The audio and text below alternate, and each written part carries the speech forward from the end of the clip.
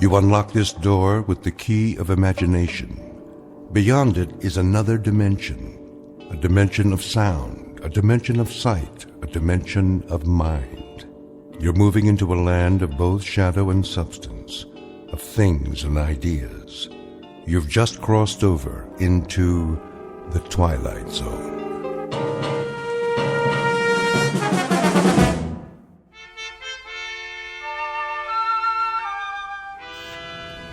Boss? Yeah, Stevens. Got the feeder belt running again. Already? All it was a bad bushing. I had Walters fix it. Hanley will be glad to hear that. How'd you do it? Well, the manual said replace the main bearing, but I know that sound, just like the old unit. Yeah, the one that used to go down all the time? Good thing we saved the parts. We reground a roller and oiled it up. That's all she took. Well, nice work, Stevens. Real nice. Tell Walters thanks for me. No problem. Hey, Dick, how's it going? Oh, looking good, Mr. Hanley. I got the conveyor belt running. Should be back to capacity. Great. That'll bring the numbers up again. How to make the old man happy, huh? Oh, I don't know about that. Well, we do our best. I got me a real team here. Sure you do. Some of the boys, they know more about the plant than anybody. Been here longer than the old man. Walter Hanley, please come to the main office. Supervisor Hanley to Mr. Whipple's office right away. Second time this morning, huh, Mr. Hanley? Maybe you're getting a promotion. The old man just keeps pushing. He's on an efficiency kick, wants a 10% increase. For the quarter? For the week. Yeah?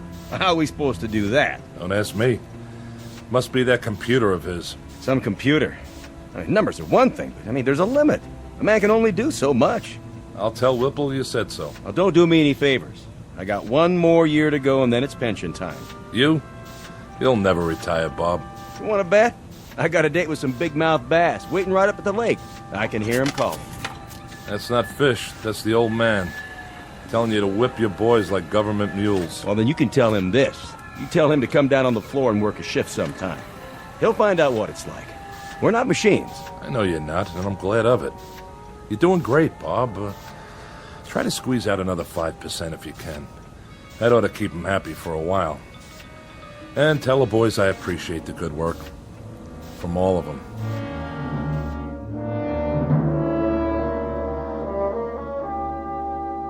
These are the players, with or without a scorecard. In one corner, Mr. Dickerson, in charge of the shift at his factory. Walter Hanley, the plant manager. And the individual you're about to meet, Wallace V. Whipple, the boss and CEO of the company. All of them men. In the other corner, machinery, both old and new. And the game? It happens to be the historical battle between flesh and steel, between the brain of man and the product of man's brain. We won't make book on this one and predict no winner. But we can tell you that for this particular contest, there will soon be standing room only at a very special arena found only in the Twilight Zone.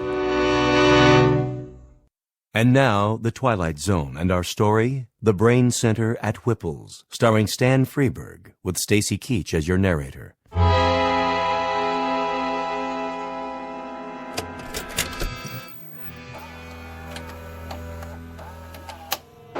Greetings to our happy family of shareholders from the Whipple Manufacturing Corporation. This year, we are proud to bring you the story of your company's progress by means of this special video, produced by yours truly, Wallace V. Whipple. And I can assure you, family members, that what you're about to view represents a stunning, exciting new direction. But first, let's visit our main plant here in the Midwest, where our employees are busy manufacturing pipe fittings, automatic temperature control devices, and the various accoutrements of our product line.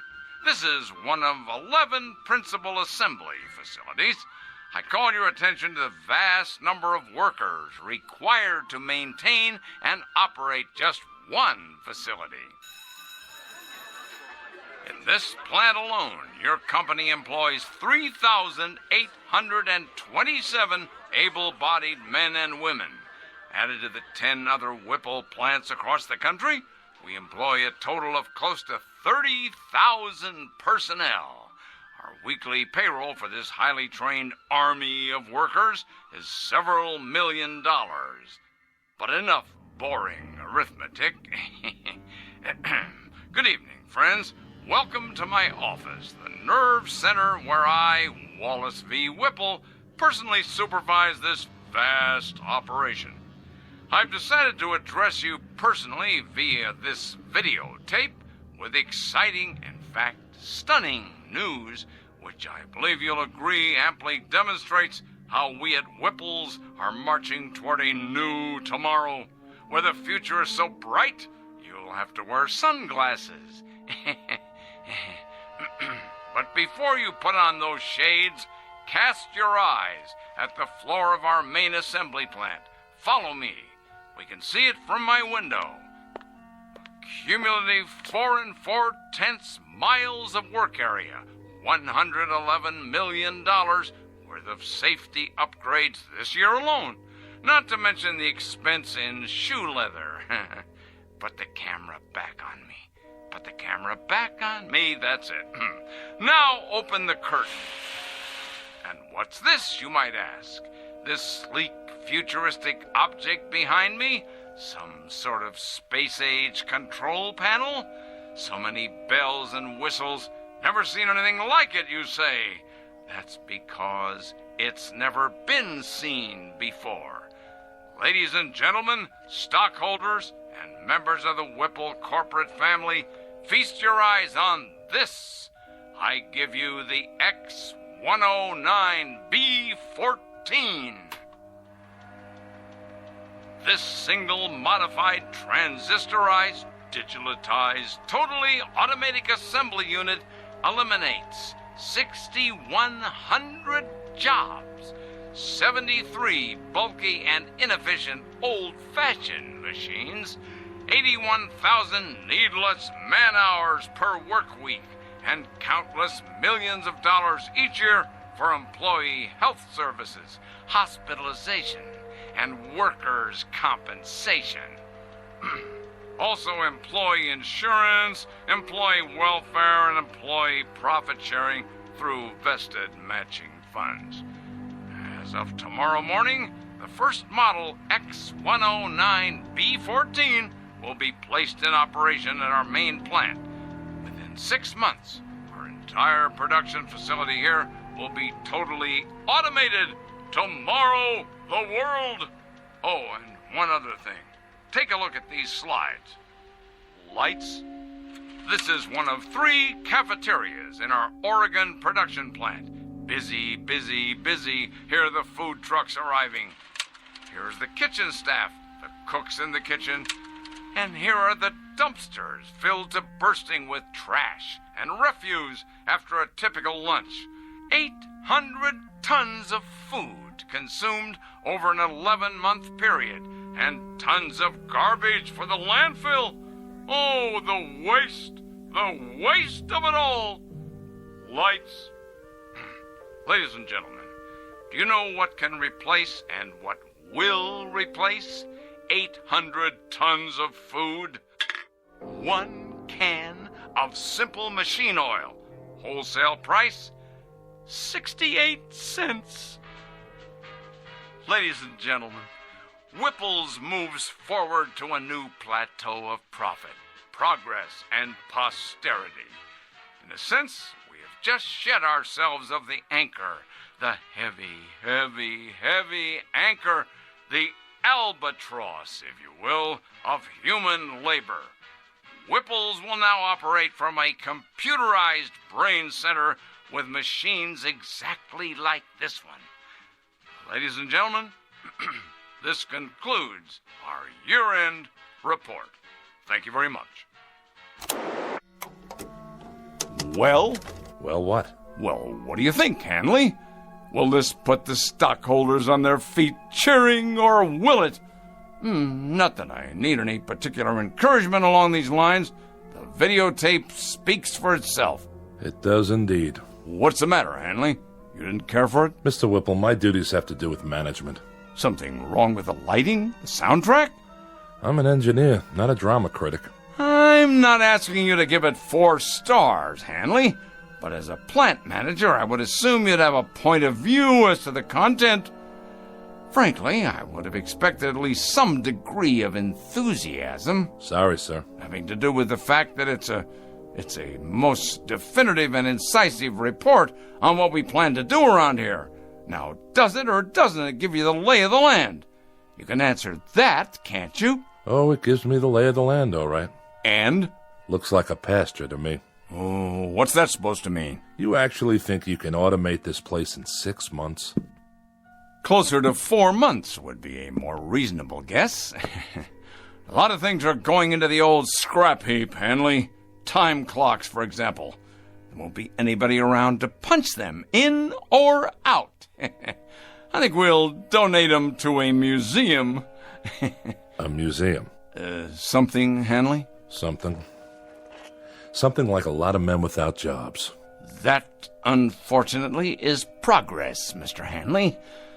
Now, you're a pretty solid man when it comes to quality control and assembly line planning, but when it comes to the aforementioned progress, you're a foot dragger.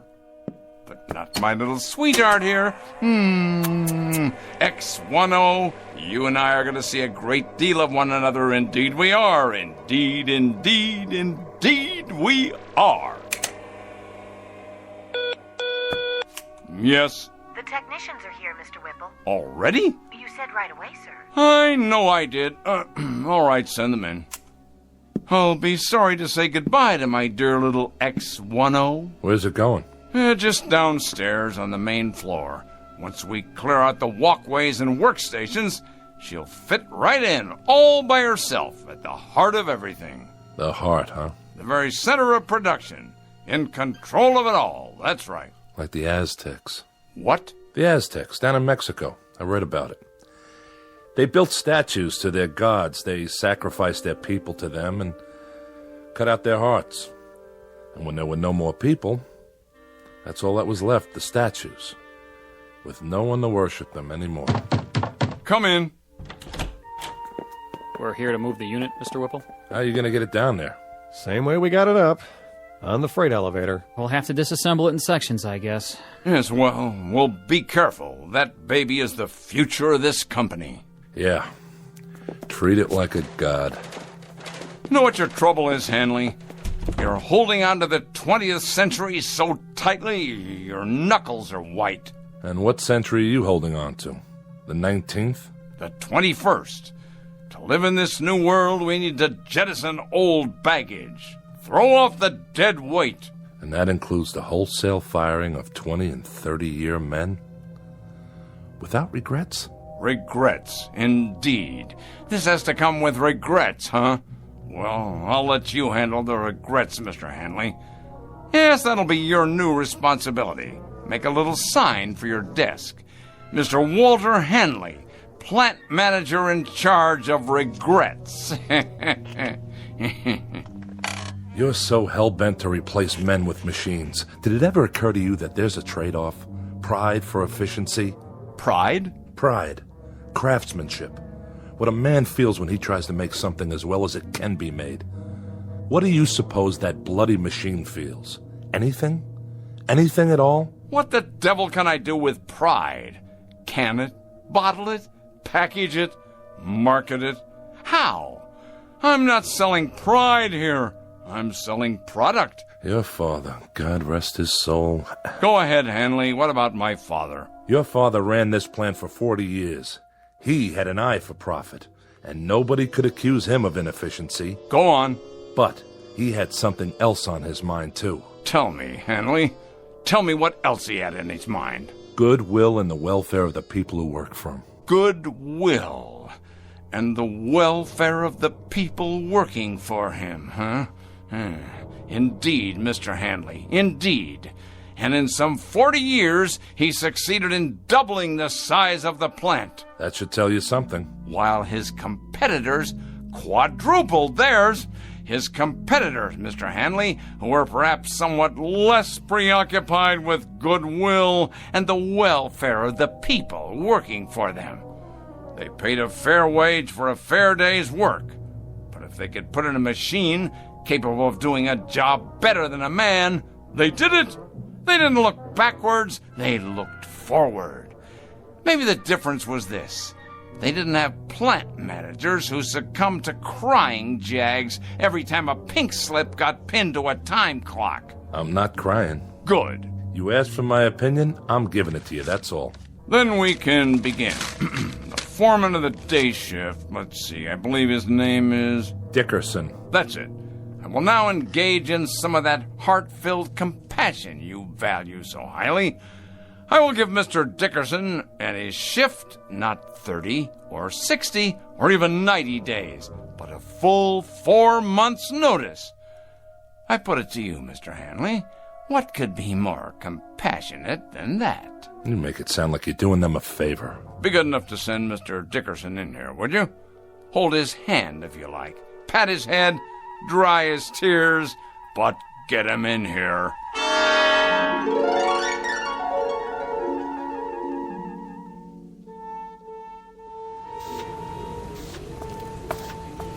Hi, Mr. Hanley. Hello, Stevens. Nice work you did on the conveyor. Thanks. It wasn't nothing. Oh, yes, it was. Human ingenuity. That's worth a lot. Just doing my job is all. You seen Dickerson? Yeah, he's over by that new gizmo. What do they call it again? The X109B14. Some handle. What's it for, anyway? It's a mechanical brain. What? With a lot of fancy electronics in it. Programmed to run the whole operation from one place. Well, if you ask me, it don't look very smart. My car's prettier than that thing. It's got a face, though. Where? The way those dials look. They could be eyes. Oh, come on. I'm serious. Well, then, it's a real ugly face. That's right. An ugly, miserable face. I want you to take a good look at it, Stevens, and remember it well. Because it's not a machine, it's an opponent. The face of the enemy. Don't ever forget it. It's a hateful face. This time we've got ourselves an enemy worth hating. Come on, let's get moving. On the job, fellas. Heads up. Pick it up. Let's go.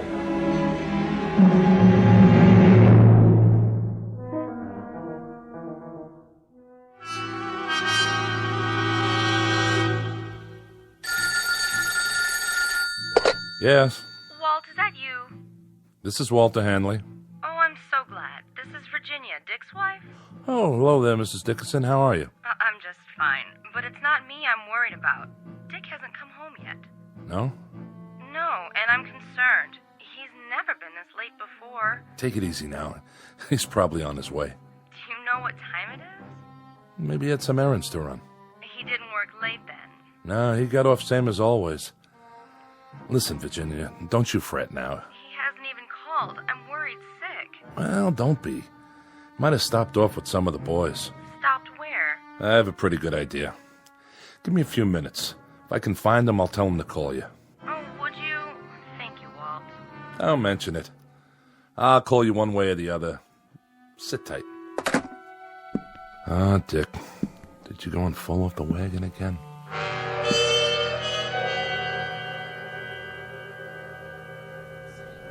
Hey, bartender. Yeah, Dick? Send me up another one. Oh, I don't know. You've been hitting it pretty hard.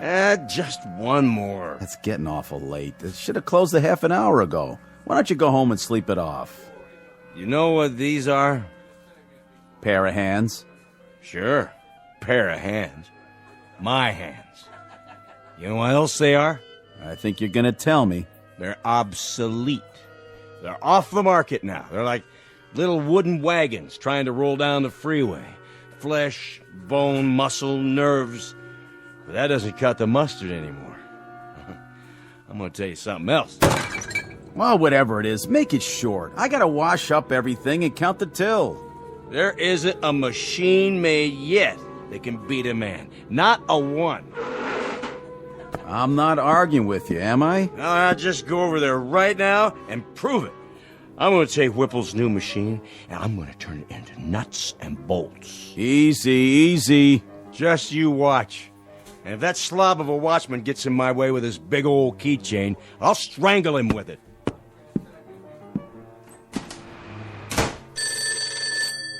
Mike's pub. No, Dick's not here. He just left. Hey, he said something about going across the street to the factory to have it out with a machine or some such. Yeah, I know it's closed. But by the looks of him, I say that won't slow him down none.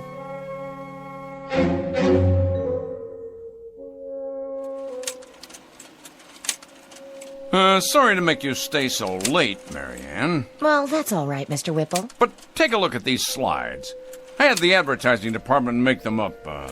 That's the one I like. Which one, sir? This one. I want your honest opinion, Marianne.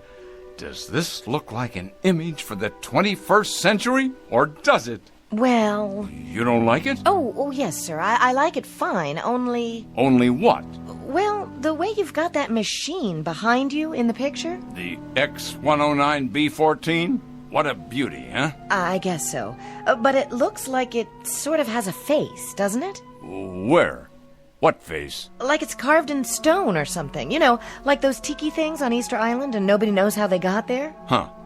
I don't see that. Done in metal, of course, but with those two big dials, they could be the eyes. And the slot in front where the paper comes out, that's the mouth. Oh, yes. And the way it's behind you like that, it could be, well, your shadow or x-ray or something. It should be just you, sir, being so handsome and all. I see what you mean. Without the X-109B14, however... Oh, do you want me to get that? WVW here. Who is this? Yes, what is it? Where? Well, you're supposed to be the watchman, Scott. Were you asleep or something? He's got a what? Well, why didn't you shoot?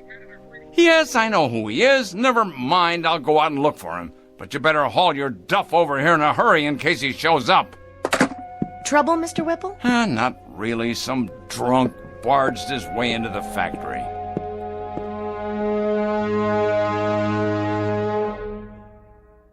There you are, you shiny piece of crap. Stand up and face me. What's the matter? Cat got your tongue? Well, let's just turn on the juice here once. Say what?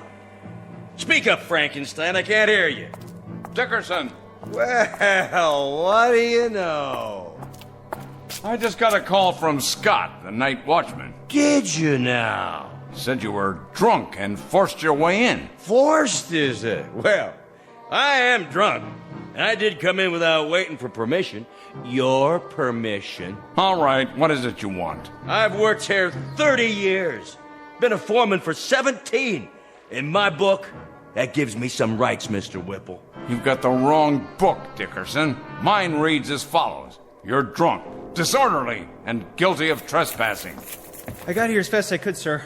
Scott, if this man isn't out of here in 1 minute, you're to have him arrested. I'll escort him out. Come on now, Dick. Arrested, I said. The man is armed. Guilty on all counts. Of course, it's only a crowbar. But if a man knows how to use it right, it could do enough damage. Okay, give it to me now. You don't want to make any trouble. Stand back. Tell me something, Whipple. I don't have to tell you anything. When you're dead and buried, who do you get for mourners? Who cries for you? This blind steel thing without a heart? Careful now, Dickerson. It's just a machine. You said so yourself. A very expensive machine. You wouldn't want to damage it, would you? Oh, no. Why would a man want to do that? Shall I tell you the difference, Mr. Dickerson, between this machine and you? It costs a few cents an hour for electrical current. It lasts indefinitely. It will. If there's people around to fix it. It gets no wrinkles, no arthritis, no hardening of the arteries. No, that one machine is a lathe operator, a punch operator, and 2 drill press men. The one that goes next to it is a 5-axis milling machine that can produce 6 different parts simultaneously. 2 more of these machines will take the place of 114 men, and they won't use up sick leave, coffee breaks, or vacations with pay. So in my book, Mr. Dickerson, they'll be worth considerably more than you are. Somebody should have stopped you a year ago. Somebody should have held you down, stuck a drill in your head, and poured in some sense. Men have to eat, all right? And that's one reason why you can't stack them up in the junkyard like surplus tanks or put them out to pasture like old bulls. I'm a man, Whipple. Hear me? A man. That makes me better than any hunk of metal. Better, you hear me? Better. No, now, Dickie, look what you've gone and done to your hand. Let's try the crowbar then. Steel against steel. Scott, stop him! Yes, sir. I tell you, stop him! Move! Give me your gun. Careful, Mr. Whipple, it's loaded. Of course it's loaded. I said give it to me. No, Mr. Whipple, you can't. Can't? We'll see about that. See that machine? It took more than you to get me. It took another man.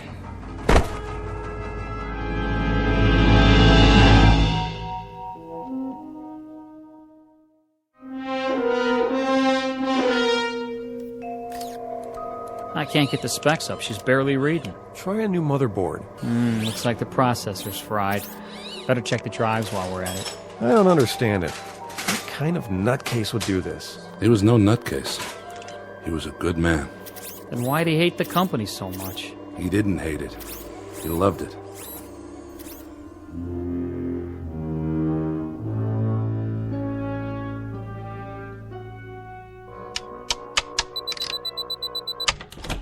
Oh, hello, Hanley. I've been expecting you. No doubt. I was told you were at the hospital. I just came from there. Fortunately for you, Mr. Whipple, Dickerson's going to live. Fortunately for me, my dear Hanley, aside from my protecting my property, I have no involvement in that at all. Are the technicians repairing the machine downstairs? It appears so. Good, good. This should interest you. A tape-controlled 7-axis, what they call a sentry. Know what it does, Hanley? It is connected to every single plant section, tooling complex, and assembly line in the factory. It keeps absolutely accurate data on quality control, product rejects, man hours, machine hours, cost factors, and everything else. It's one of the most sophisticated machines I've ever seen. How many men does it replace? Well now, this should please you, Mr. Hanley. It'll only replace one man. You. That's only right, Mr. Whipple. Since the point of my coming here tonight was to give you notice. I suspected as much.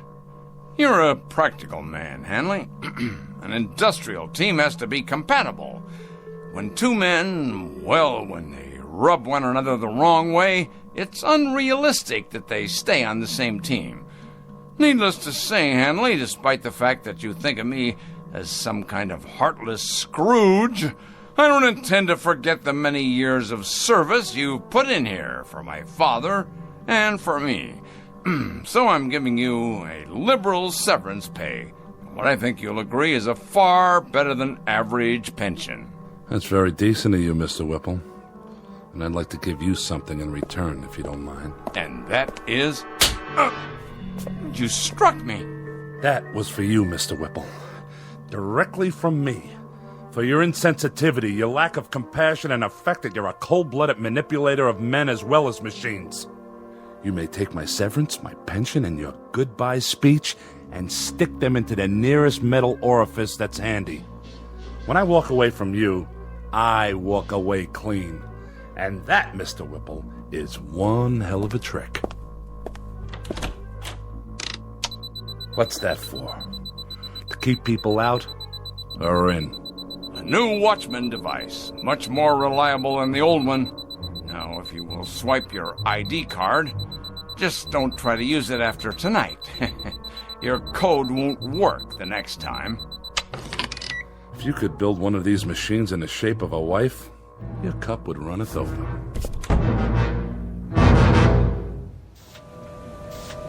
Hey, Stevens. Yeah, Wilson? When's lunch? Same as always, 12:30. Well, I was just wondering, are we going to take an extra break today?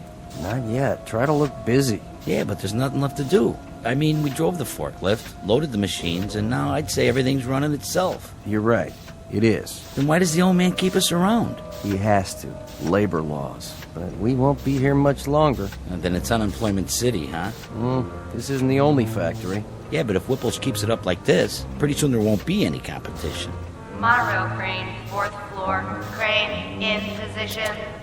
It's like those machines are talking to each other. They have to talk to each other. Nobody else would listen, except maybe Whipple. Strip stacks picked up by monorail cranes. Activate conveyors. Monorail crane fully operational. Strip stacks delivered. Reposition for next load. Sounds fine, X10. Come in here, would you, Marianne? I'd like to show you some slides of the new ad campaign. Your secretary no longer works here, Mr. Whipple. She has been replaced by a high-capacity module of the X10 series. Oh, yes, of course. Put me on the PA system. Right away, sir. Technician to brain control. Immediately, please. Yes, Mr. Whipple? Run a control check for me, would you? I've already done that, sir, 2 hours ago, and if you recall, I did it right after you came in this morning as well. Did you ever hear of preventive maintenance? That's my job, Mr. Whipple, but what you're asking me isn't maintenance, and it's not preventing a thing. Isn't it indeed? And I presume you know what this plant needs better than I do? Well, I know that running equipment checks 10 times a day is a waste of effort, sir. It's getting to be a kind of an idiotic ritual around here. You realize, of course, you realize that your presence here is for the moment a necessity. I stress the words "for the moment." Case in point, young man. Case in point. Watch this. Take a letter, X10. Dear sirs, yours of the 14th, received and acknowledged. The quick brown fox jumped over the etc., etc., etc. Now, print, please. See that? A perfect letter. Without error, without corrections. Typed as of the moment of its conception, using voice recognition technology. Am I getting through to you? I presume you mean to demonstrate that secretaries are obsolete now? Precisely. Obsolete. And what does this mean? It means no more powder rooms, no more coffee breaks, no more work stoppages because of inconveniences like maternity leave. Inconveniences like maternity? You'll forgive me, Mr. Whipple, but if this sort of thing keeps up, we're going to have perfect products, but mighty few people to buy them. This, happily enough, is not my concern. Efficiency is my only goal. You looked around this place lately? The cafeteria, for example? It's just like a cave. Not a soul in there, just vending machines and music coming out of a loudspeaker. You walk around the parking lot, it's a desert. There's no people, no cars. This place has everything in the way of convenience now, but you know what it lacks? Enlighten me, if you will. Voices. Laughter. Just whatever it is that people feel for other people. That's what it lacks. This is a lousy place to work in, Mr. Whipple. Then shall I spare you the inconvenience of suffering it any further? You're fired. I've been expecting that. As a matter of fact, I've been wanting it. I can't work here anymore. It's too darn lonely. Pick up your check at the front office. Yeah, just one more thing, Mr. Whipple. I think it wouldn't be a bad idea if you got an equipment check on yourself. Equipment check on myself? Huh, what rot. X10, let's have some music. Something to calm the nerves. There, that's better. Monorail crane on schedule. Paint sprayers functioning at capacity. I know. You're doing your job, X10, so do it. I don't need to hear that now. Reverse monorail. Reinsert paint sprayers. I'm trying to listen to some music. Do you mind? Strip stacks in line. Conveyors loading. I said that'll do. Strip stacks in line. Conveyors loading. Stop that. I'm in charge here. Loading. This is Wallace V. Whipple speaking. I command you to stop. That's an order. Well then, I'll make you listen. Shut down. I tell you, shut down. Now. This is my company. Mine. Correction. This company is now run by the X10B14 Modified Command Center. Oh, no, you don't. I installed you, and I can uninstall you. You'll answer to me. Me, I tell you.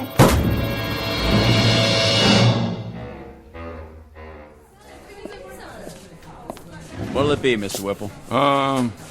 Beer, please. One beer coming up. How about you, Mr. Handley? One more? No, thank you. Well, 2 other days, Hanley. I'll drink to that, Mr. Whipple. How are you finding your retirement? Tolerable, Mr. Whipple. I managed to keep busy. Not as much as I'd like, of course, and my wife says I'm underfoot all the time. But I'm doing all right. It's kind of nice to sleep late in the mornings.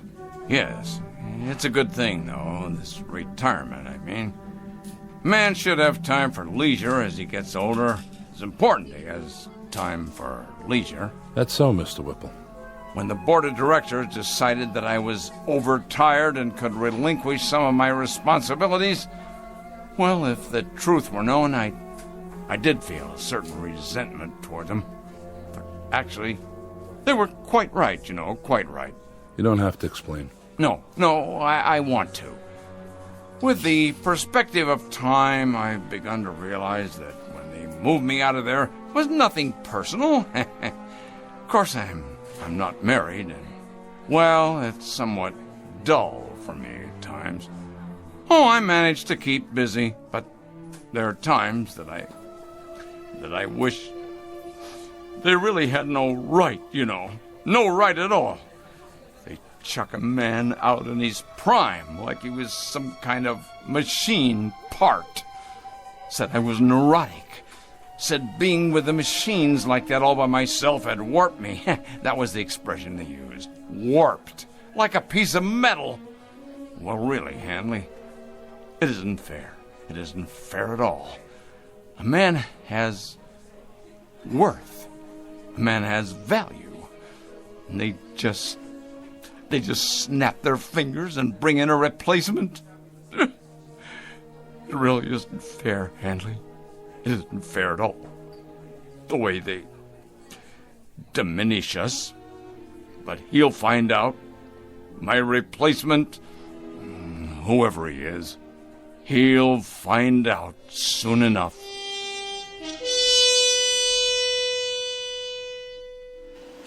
This is the new addition for the East Wing, where the parking lot used to be. And this is the electronics lab.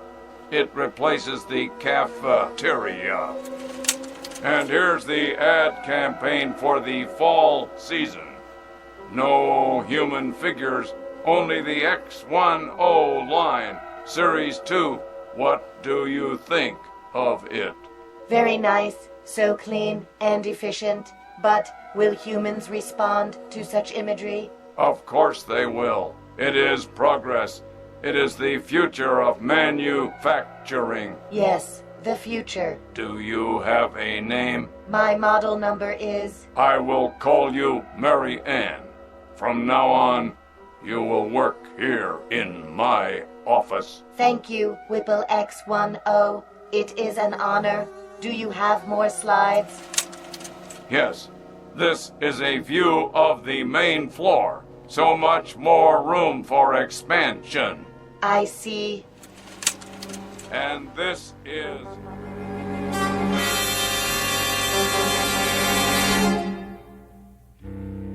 There are many bromides applicable here. Too much of a good thing, tiger by the tail. As you sow, so shall you reap. The point is that too often man becomes clever instead of becoming wise.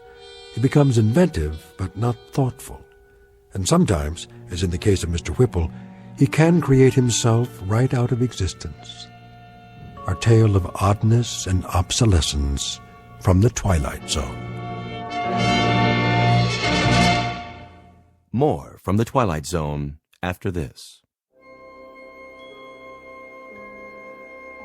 Hi, this is Carl Amari, producer of the Twilight Zone radio dramas. I'd like to take a moment to tell you about our official website at twilightzoneradio.com. where you'll get the latest news and information on these Twilight Zone radio dramas. Plus, at twilightzoneradio.com, you can digitally download 3 free episodes or any of our episodes for only $1.95 each. In this age of ever-changing technology, we've decided to make these episodes instantly available to you by making the Twilight Zone radio dramas a digital download-only series. This means that this series will no longer be offered on CD. The CD collections at our website are now being offered while supplies last at buy one, get one free. So be sure to get your favorites before they're sold out. Be sure to visit us often, and I'll see you in the zone.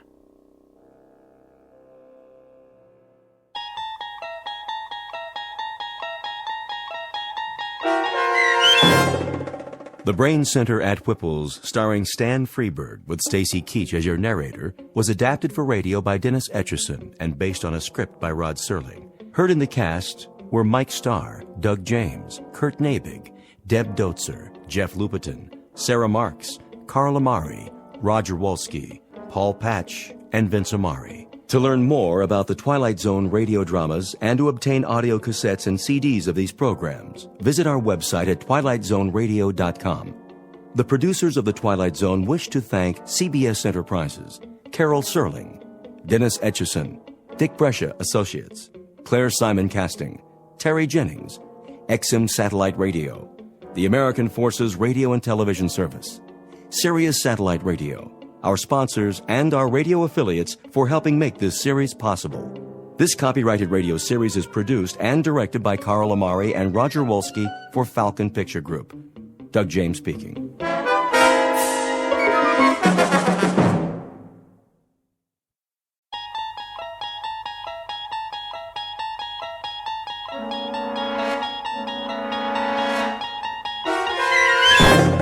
You're traveling through another dimension. A dimension not only of sight and sound, but of mind. A journey into a wondrous land whose boundaries are those of imagination. Your next stop, the Twilight Zone.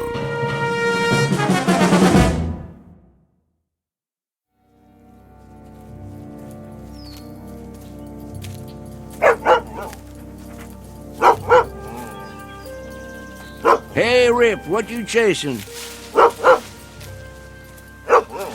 Ground squirrel, huh? Well, leave it be. I ain't got my squirrel shooter with me. Besides, we got plenty of work to do. First, though, let's set a spell. This stump will be fine. That old woman don't know how hard it is collecting firewood. All you can carry, she says, or you get no supper. Well, I'll tell you, Rip, she ought to try it herself sometime. All she'd come back with is a couple of sticks. Can't fire the cooker with that, now could she? There you go. Lay right down. Working sure makes you parched, don't it? Oh, yeah. Well, don't you worry none. We'll be at the lake soon enough, then you can drink your fill. What is that, a crow? Same one I seen this morning. What's it coming around here for? Fly on by, Mr. Crow. Nothing here for you. Just me and old Rip.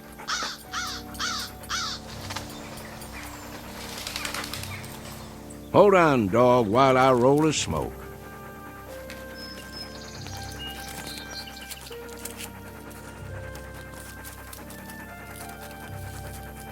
There we go. Now, light it up for me, would you, Rip? Sure wish you could do that. Make life easier for this old boy.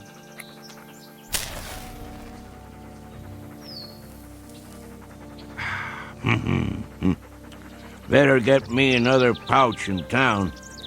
See if Earl has his rig hitched up. Of course, that old nag of his might not make it. Then we'll just walk the trail, won't we, boy? You and me, same as always. Come on, we better get on home before it's dark. Maybe we'll do us some coon hunting tonight. Would you like that? Sure you would. Well, let's go back to work. Where's that firewood, Rip? Go find us some now. Gotta get me a good armload. Easy, boy. What is it? What you got there?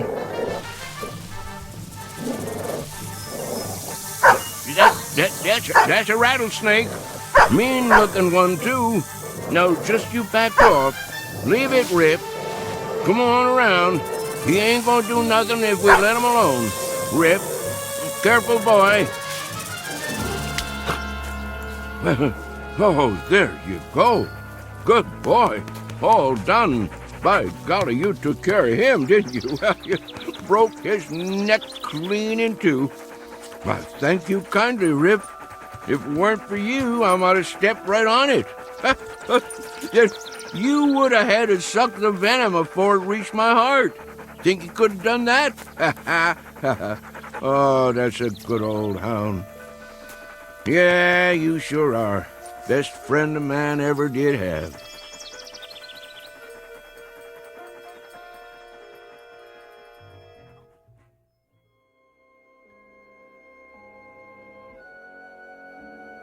An old man and his hound dog, whose name is Rip, on the way home to their cabin. There are no highways or supermarkets here, no electricity or filling stations, and no fuel for fireplaces or wood-burning stoves. Only what a man can carry on his back and in his arms. Life can be hard, but it's also beautiful, with sights and sounds and peace of mind that city folks only dream of. And most important of all, friends and partners are for life. It's been said time and again that man's best friend is his dog, an old adage that's nowhere more true than in the Blue Ridge Mountains of Virginia. If all goes as planned, this particular man and his dog will soon be off for an evening's pleasure in quest of raccoon. It's a prize well worth trapping in these parts. Usually such evenings end with one extremely tired old man, one battle-scarred hound, and one or more extremely dead raccoons. But as you may suspect, that will not be the case tonight. This time our hunters won't be coming home from the hill. They're headed deep into the backwoods of the Twilight Zone.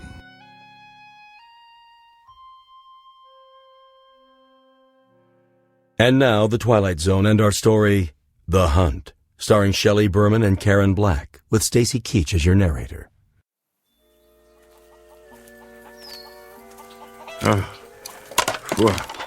Well, here we are, Rip. Now, all I gotta do is pick a few nice branches to take in the house.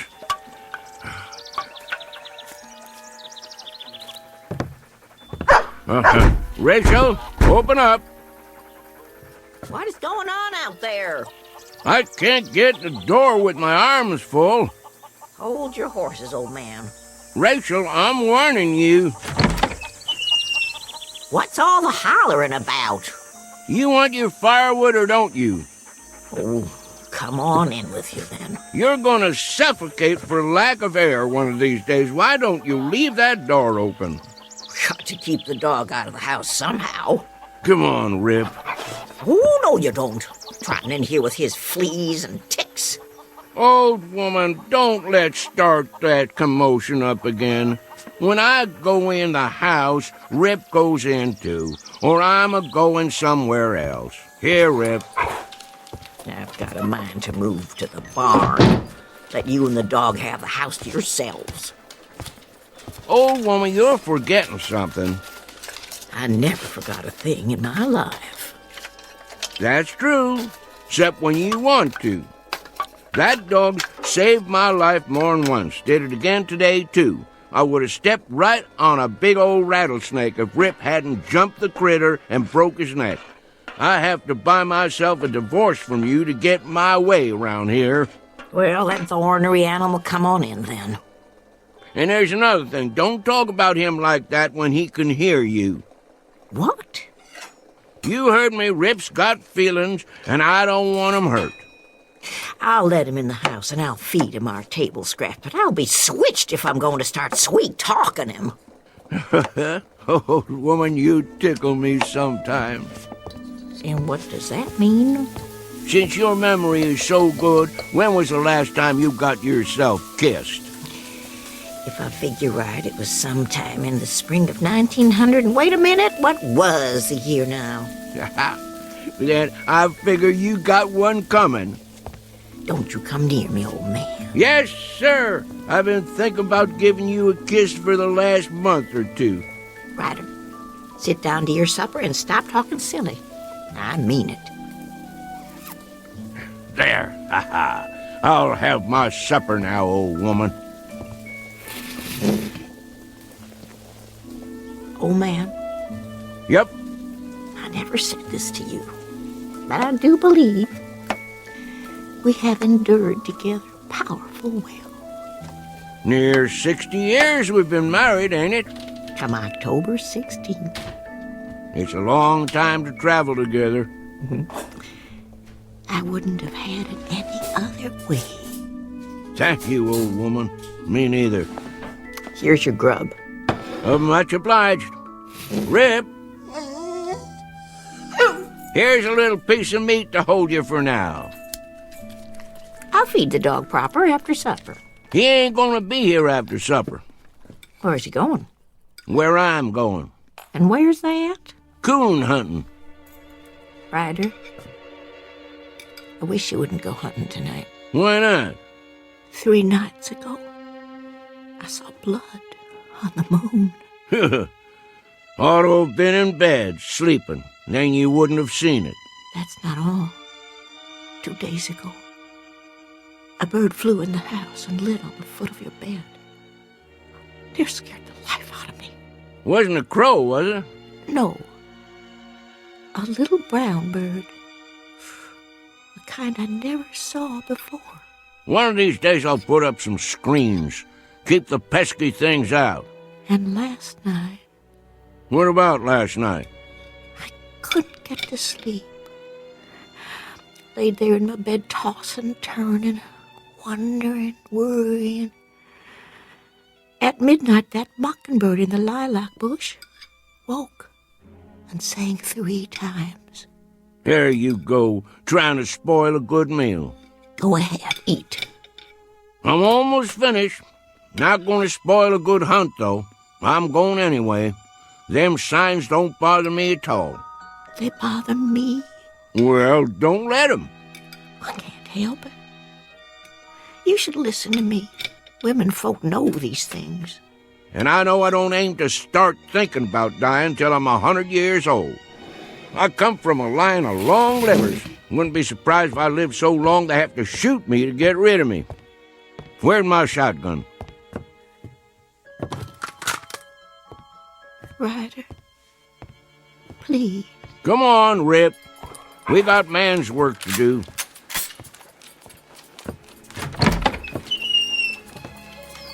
You be careful, old man. Don't worry your head, old woman. I'll be back before it's all the way dark, more'n likely.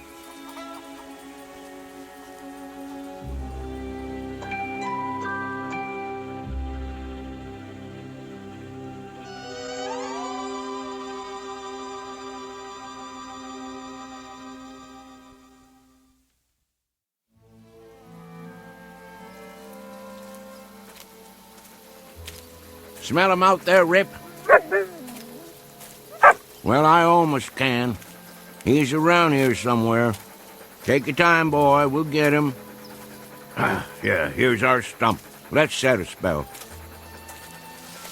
Oh, my favorite time. Chickens ready to roost. Owls just getting up. Used to dig out here for night crawlers when I was a tadpole.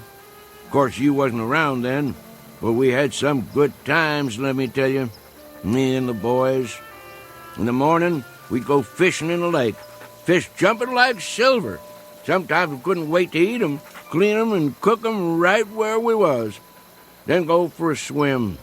Even had me a dog, too. Oh, not a hound like you. But it was a good old boy. Little bit of a thing. Called him Skipper. Just went missing one day. Must have fell in the lake. That, or a bear got him. Oh, don't you go getting spooked now. No bears anymore, just coons. Big old raccoons, good for meat and hides. Catch a right bushy one and I'll make a dog bed for you. Would you like that, Rip? Gonna be cold come winter. Shh. There he is. Hear him? Big fat one. Looking for a snack. Want to get him, boy? Well, go ahead, do your work. You tree him, I'll catch him. Soon as I light the lantern.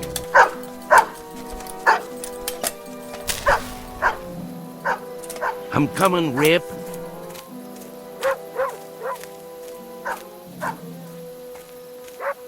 That's it. You got him, boy. I'm on my way. Up a tree, is he, boy? Yep, he must be. Let me shine the light and have a look. Rip, I don't want to doubt your word, but there ain't no coon up there. Nope. If there was, I'd see his eyes in the dark, big as $50. Tricked you, didn't he? I knew it. Now you can't get the scent, 'cause he run up the tree and crossed over to another one. Probably down by the lake already. Don't you go there, boy. He wants you to. Let him go, Rip. You let him go now. I'll see him. He's out on the end of the log, and now he's going to jump in. He's only tricking you. Don't try going after him. He's too good a swimmer. No, boy. He'll pull you under. Come on back here. Oh, now you've done it. Rip, come back here, boy. That coon got you right where he wants you. Get back here before he pull you under. I'll reach down and grab you. You darn fool. Don't let him bite you. Swim on over here. That coon's gonna drown you in a minute. Uh-oh. Coon's got him down. And I'm a-losing my balance. Hold on, boy. I'm a-coming.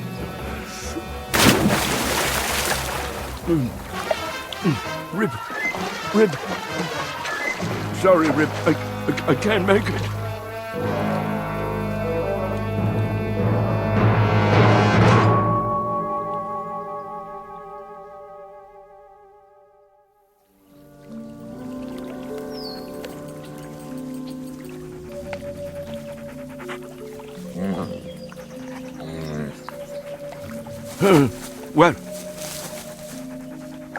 Well, what do you know, Rip?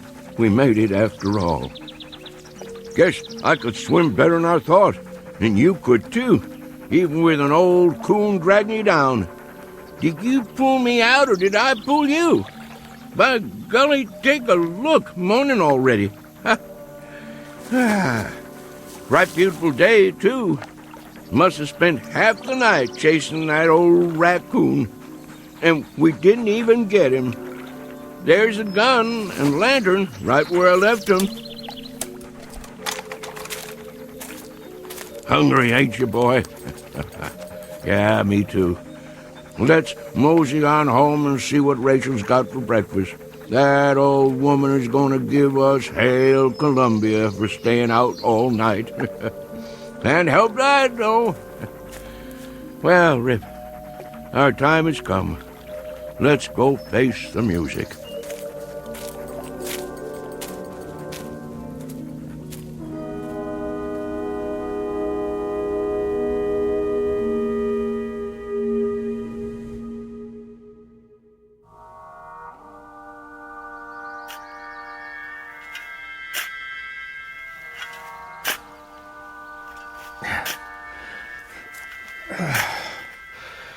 Well, that should about do it. Do what? Deep enough, I figure.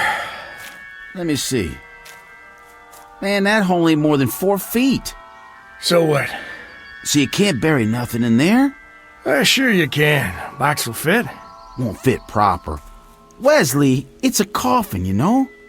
Yeah, a little one. Just the same. 4 feet deep's enough for a dog. Well, maybe for an ordinary dog. Old Man Simpson claimed there wasn't nothing ordinary about Rip. Old Man Simpson said a lot of things. According to him, that dog saved his life. More than once, too. Man, there's a time I've heard that, but I never set much store by it. Don't believe there's a dog that'll jump a rattler. Mr. Simpson swore by it. I've sworn to things. Makes a good story is all. Just the same, out of respect for the old man's feelings, I figure that dog's got a right to 6 feet of dirt. Well then, you dig it. You know I got a bad back. Yeah, and I got a bad arm. Go ahead. All right, I will. Give me that shovel. Be my guest.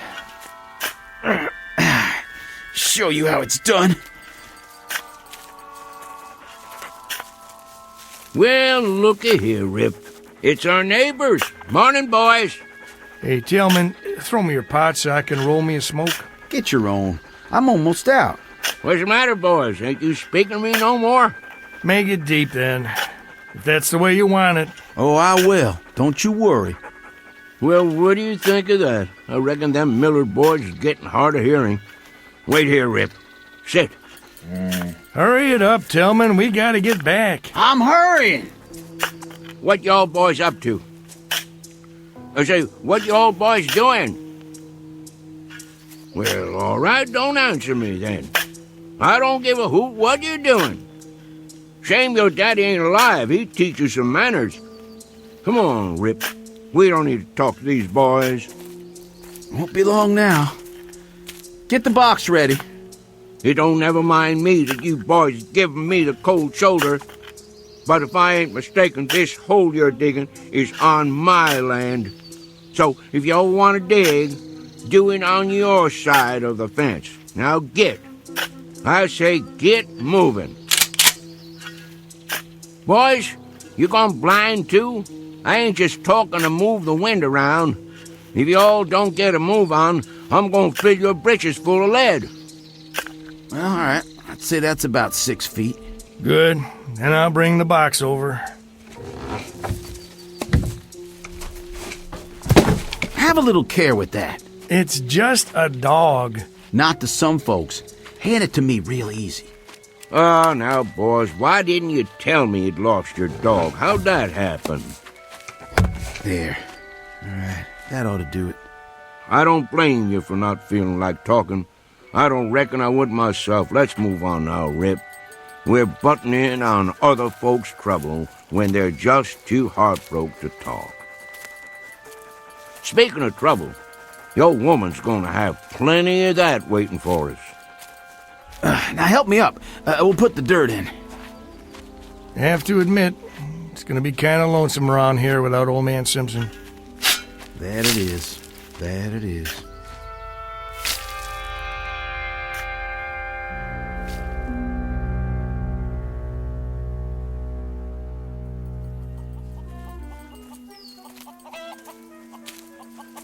Where is she? Looks to me like maybe we've had a stroke of luck, Rip. Could be that old woman is still asleep. Hadn't even done the washing yet. Well, we'll just walk in big as you please and see what comes next. Wait a while this time, boy. Just for a minute. Let me clear the way.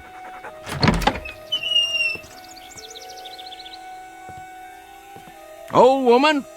There you are. Morning.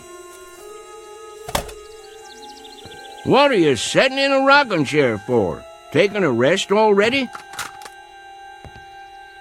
Huh. Got your long dress on, too. All dressed up like the 4th of July. All right, let's get it out in the open. Old woman, if you're figuring on leaving me on account of I stayed out all night, you got another think coming. I'm still the boss of this house. You ain't going nowhere, and that's that. Got nothing to say? Then I reckon we ain't mad no more. Now, I'd appreciate a little breakfast, if it's all the same with you. Old woman, you's gonna sit there like a bump on a log? You pack your finery back on the cedar chest and get cooking. Now, what's the matter? I know I'm a pesky old rooster to get along with, and many's the night I've stayed out till sunup, But, Rachel, that ain't reason enough to break up a marriage after nearly 60 years, is it? Well, is it? Well, that a tear on your cheek?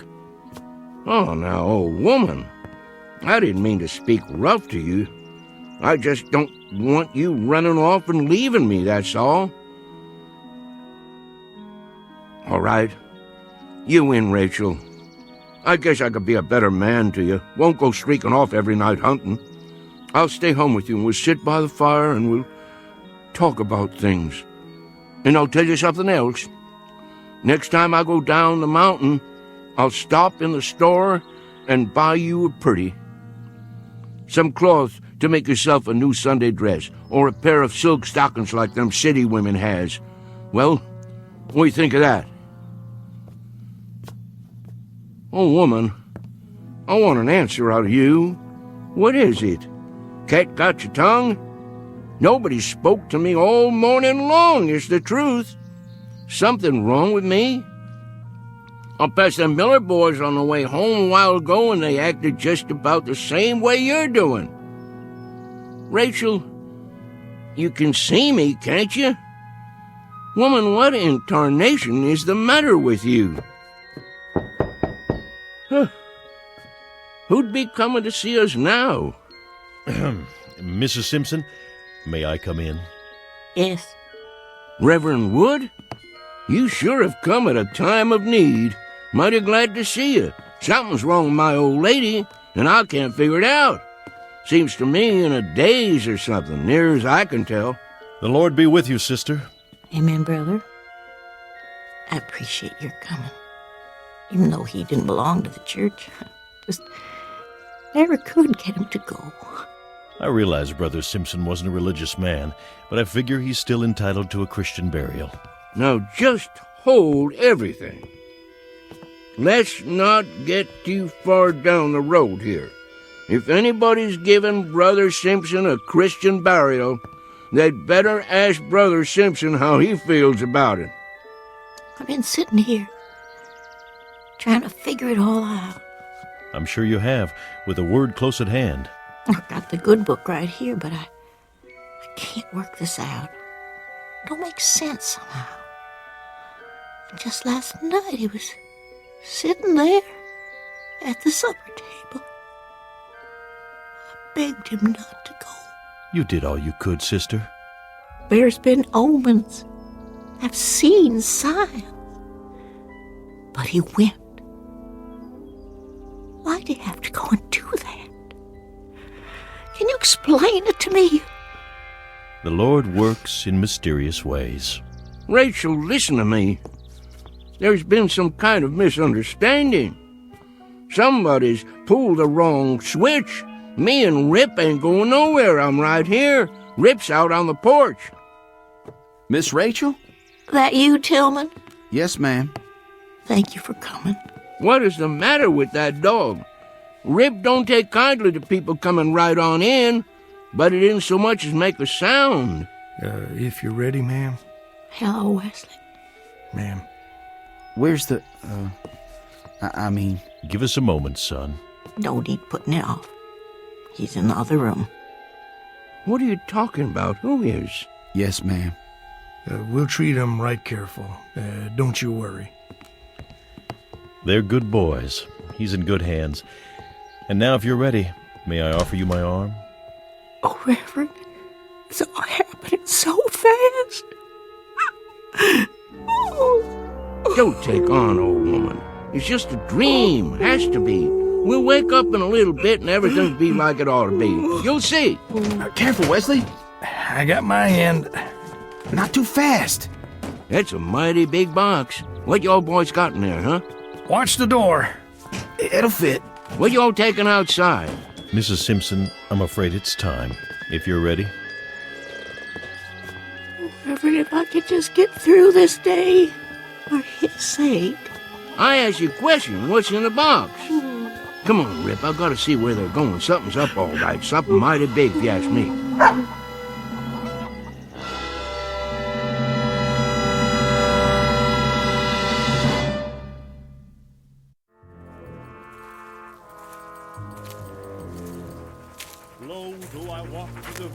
are they going? All the way to the top of the hill, looks like. Getting pretty steep. Must be heading for the graveyard. Just let me get my breath here once. We'll find out what this is all about, Rip, in a minute or two. Graveyard's just over the other side. Leastways, that's how I remember it.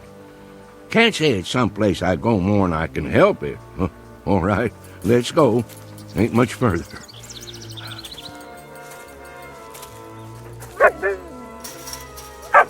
Well, will you look at this now? Who in tarnation built a fence up here? No call to do that. Don't know why they would have bothered. Can't even see the sun over there anyway. Just fog coming down from the top of the hill. How'd Rachel and the Reverend and the Miller boys get through? Gotta be a gate or something. Rip, I don't know what to tell you. We must have taken a wrong turn somewhere along the line. I don't memorize ever seeing this here fence before. Oh well, just follow it, I guess. We're bound to come out sooner or later. What you see, boy? Well now, looks like you found it. Here's the gate. All locked up, though. Chain and everything. Hello?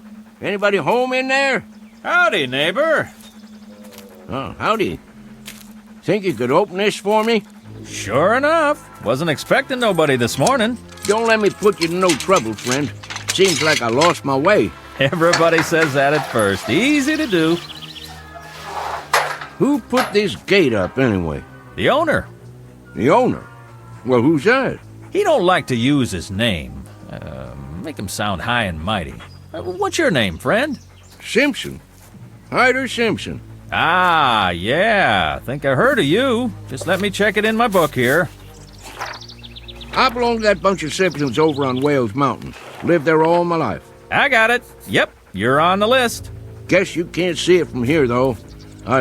Rip and me, we traveled a far piece. I don't never recollect coming so far we couldn't see the top of Wales Mountain.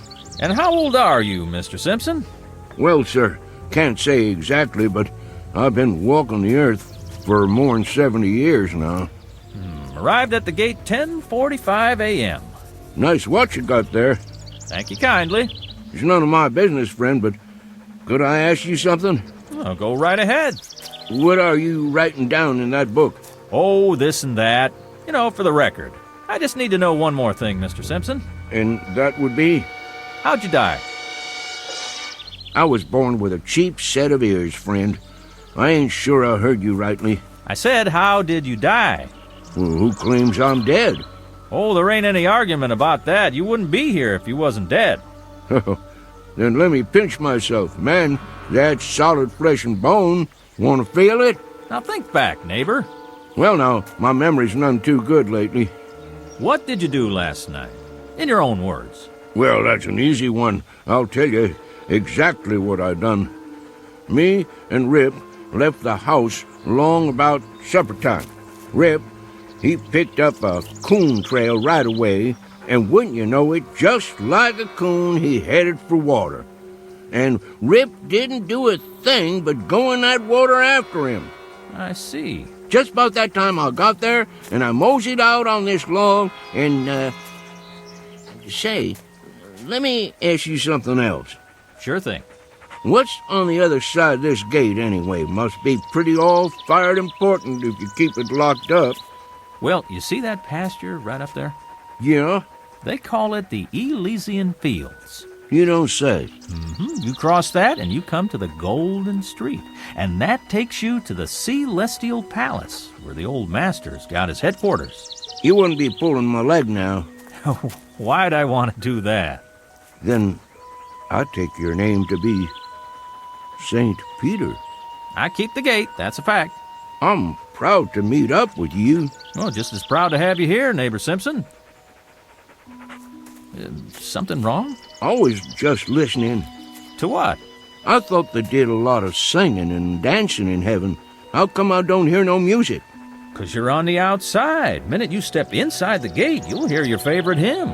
Don't much care for him singing. favorite guitar music myself. Well, don't stand out there in the cold, cold world. Come on in and reap your heavenly reward. You've sure earned it. Mighty nice of you. Rip? Hold on, Neighbor Simpson. You can't take that dog in here. And why not? It ain't allowed. Ain't no fleas on him. That don't make no never mind. He can't go in.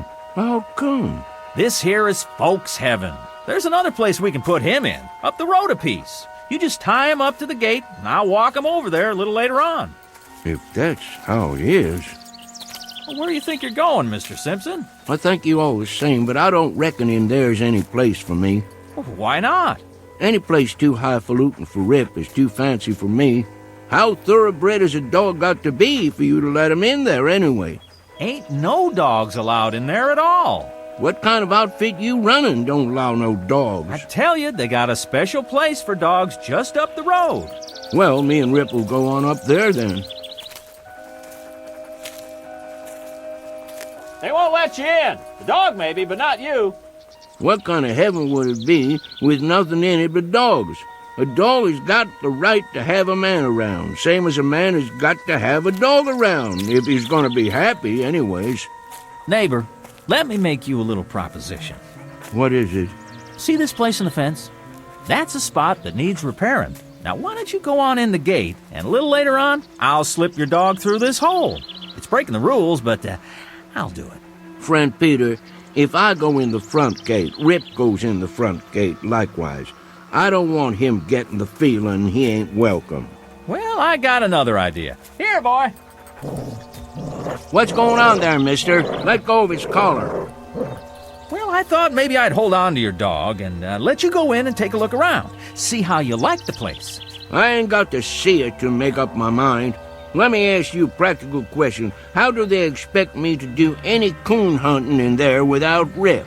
Man, they don't allow coon hunting. You don't say. Rip, heel. Now, where do you think you're going, Mr. Simpson? Me and Rip is going somewhere else. There ain't no place else to go. I'll go wherever this road takes me. That don't lead nowhere. It's Eternity Road. Just keeps on, never stops. Me and Rip will be all right. Neighbor, this is a right serious step you're taking. I'd say the best thing for you to do is sit out there and think it over. You got all eternity to make up your mind. Good day to you, sir. Well, if you change your mind, just let me know. Much obliged. I'll do that.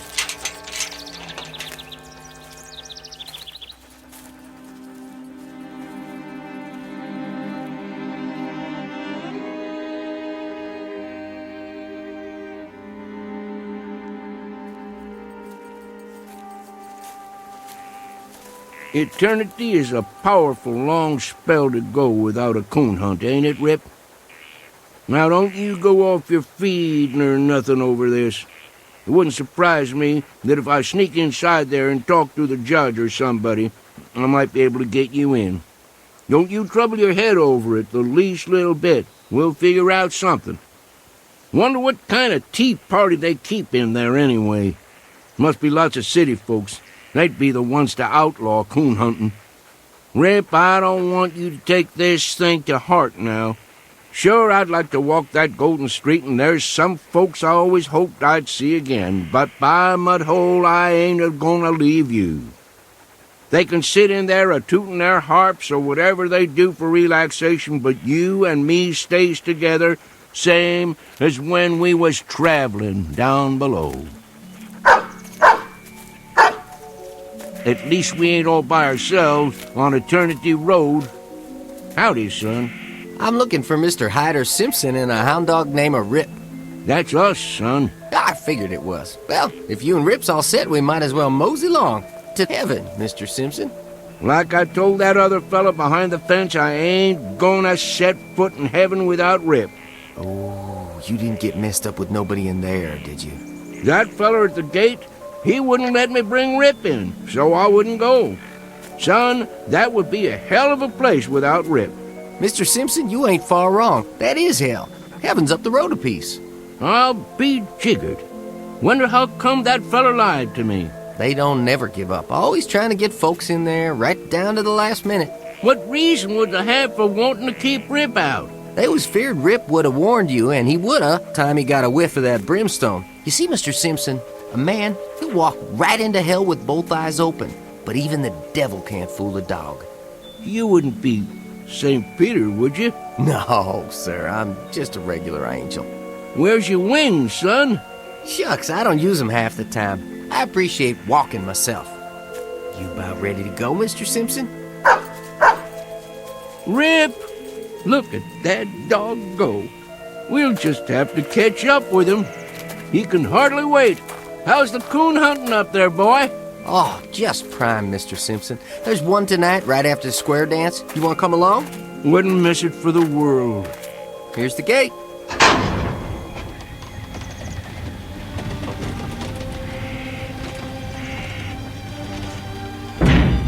Mighty nice one it is, too. Welcome to heaven, Mr. Simpson. Thank you, son. I'm right proud to be here. Let's go, Rip.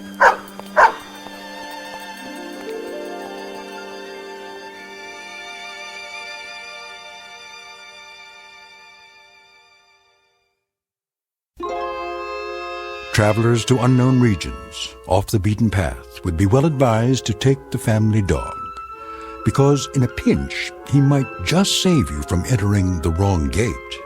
At least, it happened that way once in a particularly mountainous area of the Twilight Zone.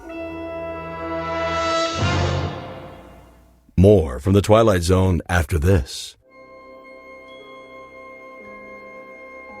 Hi, this is Carl Amari, producer of the Twilight Zone radio dramas. I'd like to take a moment to tell you about our official website at twilightzoneradio.com, where you'll get the latest news and information on these Twilight Zone radio dramas. Plus, at twilightzoneradio.com, you can digitally download 3 free episodes or any of our episodes for only $1.95 each. In this age of ever-changing technology, we've decided to make these episodes instantly available to you by making the Twilight Zone radio dramas a digital download-only series. This means that this series will no longer be offered on CD. The CD collections at our website are now being offered, while supplies last, at buy one, get one free. So be sure to get your favorites before they're sold out. Be sure to visit us often, and I'll see you in the zone.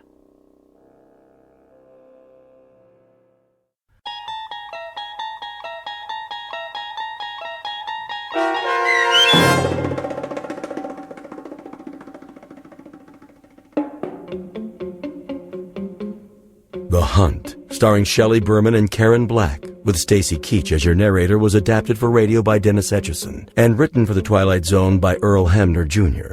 Heard in the cast were Mike Baccarella, Jeff Lupetin, Darren Stevens, Craig Brawley, and Kurt Nabig. The producers of the Twilight Zone wish to thank CBS Enterprises and the Rod Serling estate for making this series possible. This copyrighted radio series is produced and directed by Carl Amari and Jeff Lupetin for Falcon Picture Group and Westwood One. Sound design and custom Foley effects for the Twilight Zone by Cerny American creatives Bob Benson, Craig Lee, Matt Sorrow, Tim Cerny, and Todd Beyer. To learn more about the Twilight Zone radio dramas and to contact us, visit our official website at twilightzoneradio.com. Doug James speaking.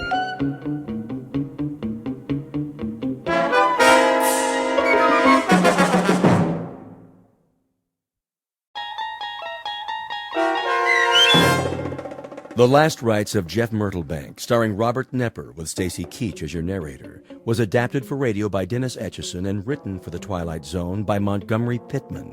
This copyrighted radio series is produced and directed by Carl Amari and Jason Mallow for Falcon Picture Group. Doug James speaking.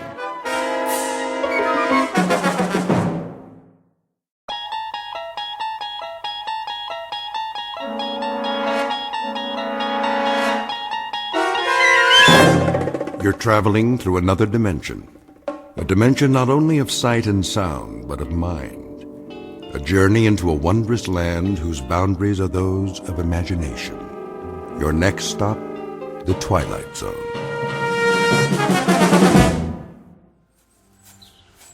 Come on, let's take a look in the window. How are we gonna do that? Climb up. Aw, just sneak in. Not me. I ain't going to church. No Sunday school today. We could open the door and take a peek. Nah, we couldn't see him. Where is he? In the box, in front of where the preacher's standing. I thought he was supposed to be in a coffin. Silly fool.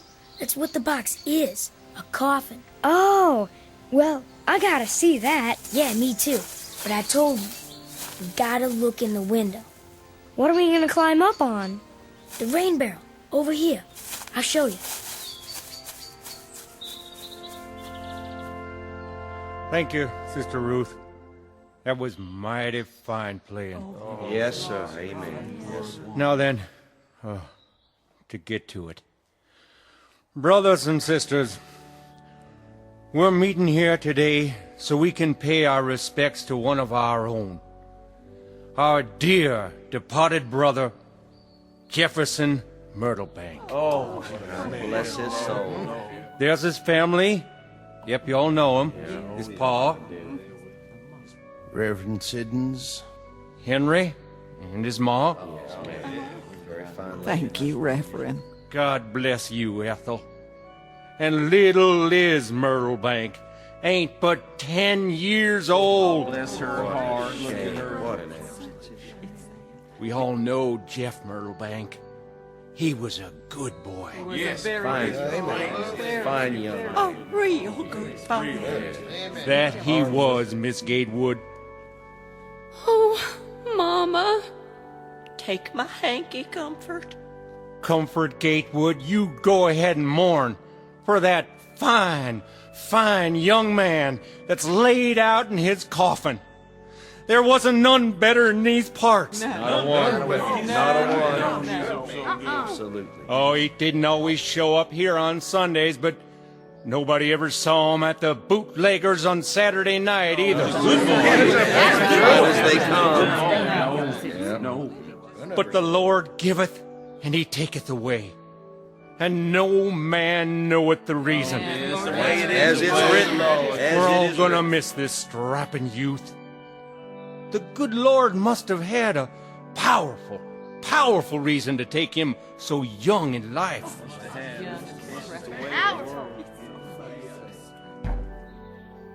Oh, my. Huh? What is that? Did you hear that? But we all know the Lord moves in mysterious ways.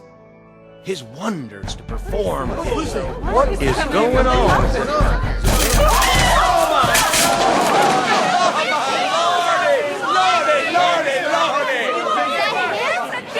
Look! It can't be! Is that him? Big as life. What in the... Who put me in this here box? He's alive! It's a miracle. It's the devil's work. Praise God! Praise God! Hallowed be thy name! Now, will somebody please tell me what is going on here? It's a funeral, Jeff. Oh, yeah? Whose is it? Well, it's yours. Don't nobody run a mile now. I'm alive, I tell you. Alive!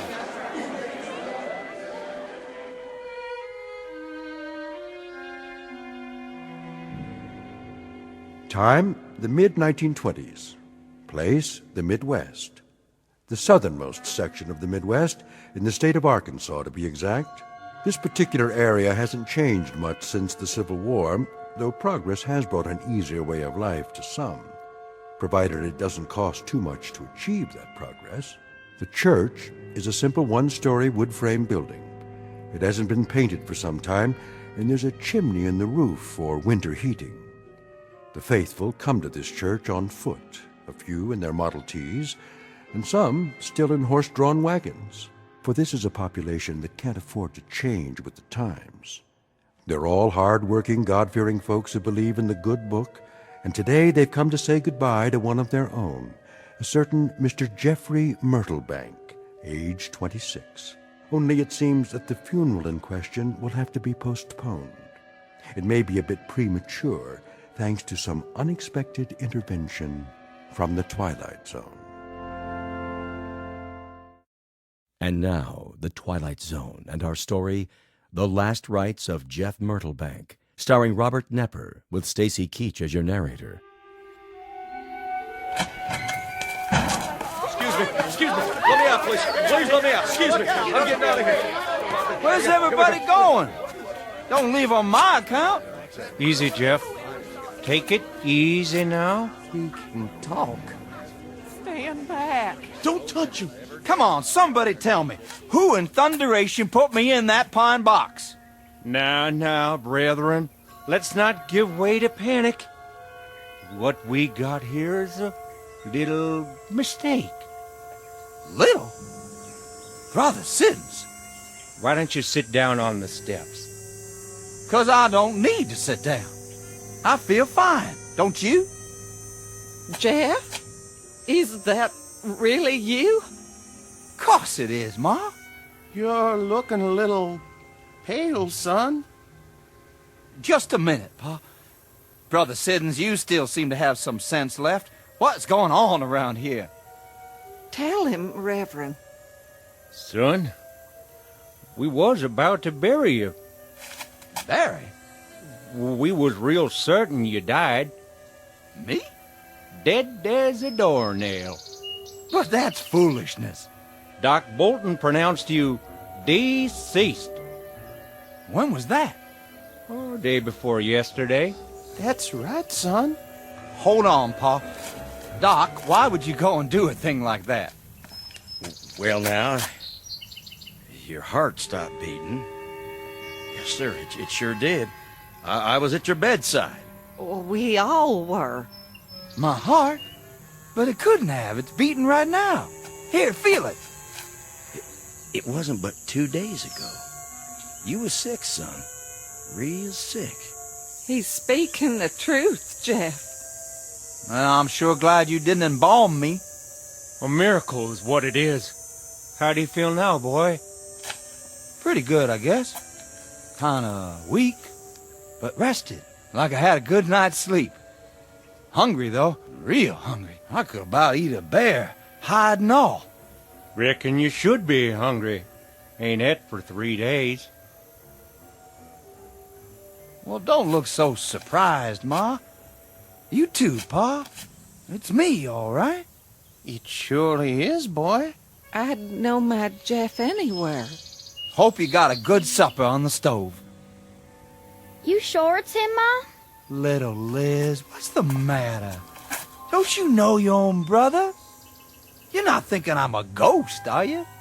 Ma, don't go touching her just yet. Well, I'll be double dogged. My own folks is afraid of me. How about the rest of you? Comfort? You here too? Jeff, I don't rightly know what to say. Now just you hold off from touching my sister. What for? By dang, I'll bet she ain't scared. Not the man she's gonna marry. Maybe Orkram is right. Hold back your touch now. That the way you feel? Comfort? Well, I don't know. I reckon maybe you are, at that. Little Liz, where are you? Let go of Ma's skirts. You're not as scared of me, are you, honey? Well... Lizzie? You fooled him, didn't you, Jeff? Yes, honey, I fooled him. Give me a hug now. You swear you're really and truly my boy, Jeff? None other. In the flesh. Praise be, son. Come on home where you belong. Look at them. They're family again. Brings a tear to my eye. Give me your hanky. I know what it is. Listen to me. I know what it is. What's that, Doc? It's a medical miracle, and it happened right here in our county. Now, the scientific term is ipso-suspendo animation. Say that again? Very rare. In fact, there have been only, let's see now, 30 cases in the last 1,500 years. You sure you ain't trying to cover up your own miscalculation, Doc? I never heard of no sickness like that. Not likely you would. 30 cases in 1,500 years, and all of them in Europe. But everybody's going to hear about this one as soon as I write it up for the medical journal. I don't know if I want to be famous, Doc. Can't we just keep this twixt ourselves? Best thing you can do is to stop trying to slander my name and get this boy home. I do feel kind of weak. Give him a bowl of soup. Put him to bed. He's going to need his rest. Bless you, Doc. We'll do that. Come on now, Jeff. We're going home. Soon as I crank the car. If I could just sit down for a minute. Oh, you go ahead, son. Right here on the running board.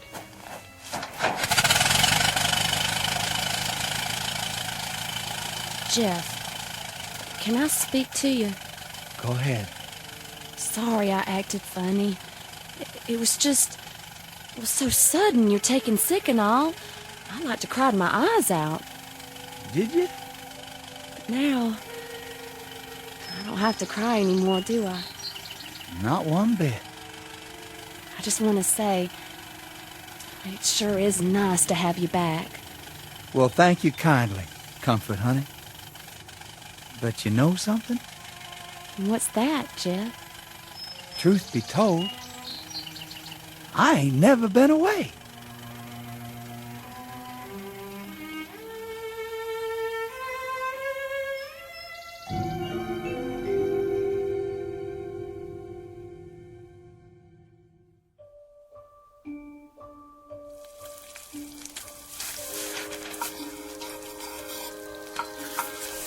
How does everybody like their breakfast this morning?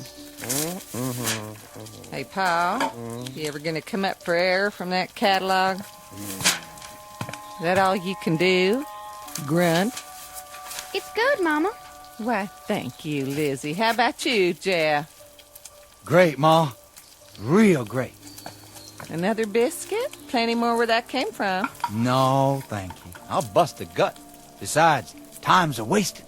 You're in an all-fired hurry. Think I'll run over to the East 40 and get at that fence. I wish you wouldn't. Tell him, Ethan. Will you put that catalog down? I'm talking to you. Listen to your ma, Jeffrey. I'm listening. It's only been 2 weeks since you was at the brink of the grave. You oughtn't be toiling from sunup to sundown every day. Oh, I feel fine, Ma. Never felt better. Just the same, I'd rest easier if in you... Be back for lunch, Ma. See you over there, Pa. Boy, seems all right to me. Just the same, I'm a mite concerned. What about? I don't like the way he's behaving ever since... What do you mean, Ma? He's different. Not like he was at all. Seems the same to me. He only ate 2 eggs again. That's so. Ever since he sprouted teeth, he's been having 3 eggs at breakfast. A man's taste can change. And the way he's going at that hard work, he never was friendly with work before. That's true enough. I recollect quite a few times being worried that he'd leaned a shade toward this side of shiftlessness. You mean lazy? Not exactly. Just not very interested. But since his sick spell, he's been in there pulling his share like he's trying to catch up for a year of back work. It ain't like him at that. No, it's sure not. What are you waiting on, Big Ears? Nothing, Pa. Run down to the mailbox and wait for the mailman. Yes, sir. I'm expecting a new catalog. And I hope it gets here. You've about wore that one out.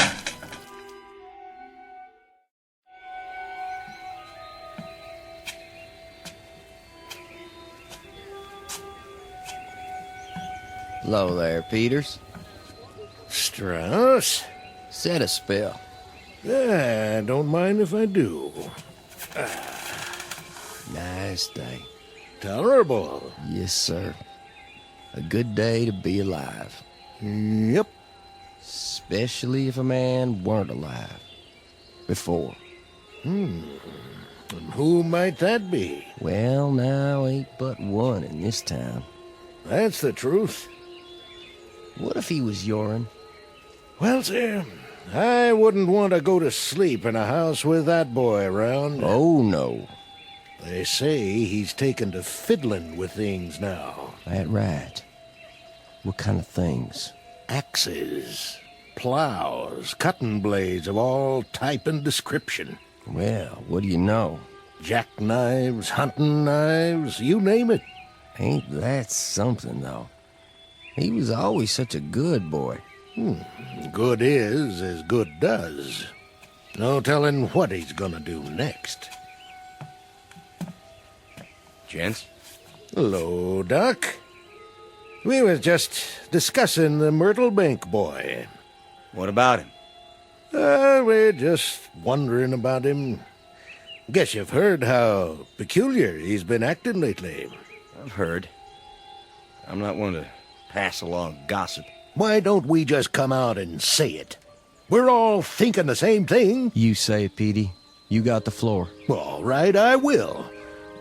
How do we really know that the man who got up and crawled out of that coffin is still Jeff Myrtlebank? Now, that's crazy. Is it? If I were you gentlemen, I wouldn't spread this kind of talk. It could cause trouble. And what kind of trouble is that? My grandmother, rest her soul, she used to tell me about evil spirits roaming round the world trying to find a body to take over. She said they could steal a corpse sometimes before a man was good and dead. Just like that. And you know something? I believed her then, and I believe her now. That's enough. This is dangerous talk. Though I confess, it does throw a little dry kindling on the fire. It's been smoldering in my brain ever since that day at the church. So what do you figure we should do about it? Nothing to do.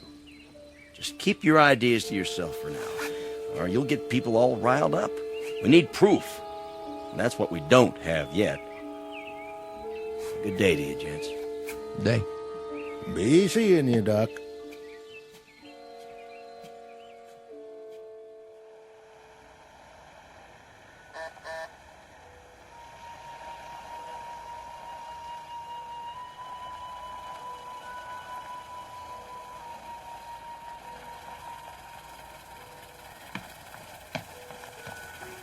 It's him. Get away from the window, girl. I knew he'd be by. Comfort's right. It is him. Dag nabbit. Now's the time to tell him. Right to his face. I won't. Now, I am a grown woman. Almost. And you can't tell me who to see. Maybe Orgrim is right, dear.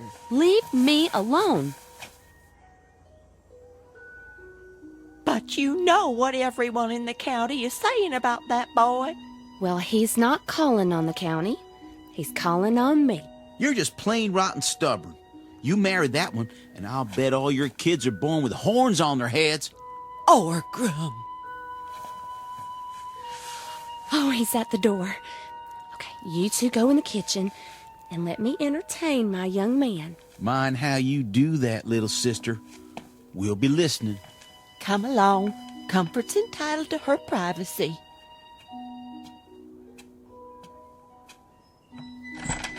Well, bless my soul. Look who's here. Hello, honey. Come in. How's your ma and Orgrim? Oh, just fine. And you?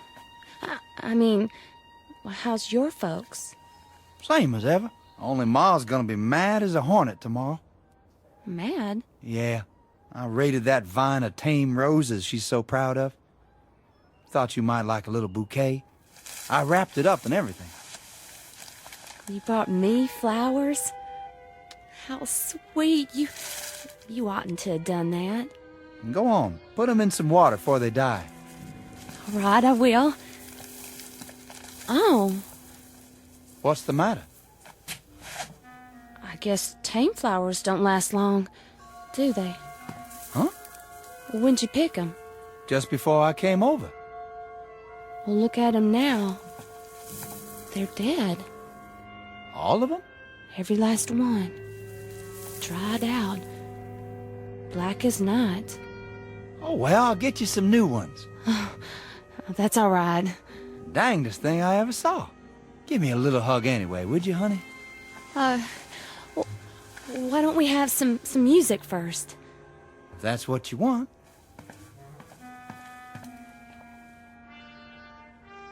I'll wind the Victrola. You do that. And pick out a record you like. We bought a new blue yodel last week. Did you? Yeah, it's real pretty. You mean, like you? Oh, silly. You'll like it. Here, let me play it for you. Can we dance to it? Oh, just you wait now. Comfort, honey. Don't. What'd I do? Nothing. Only don't go try touching me.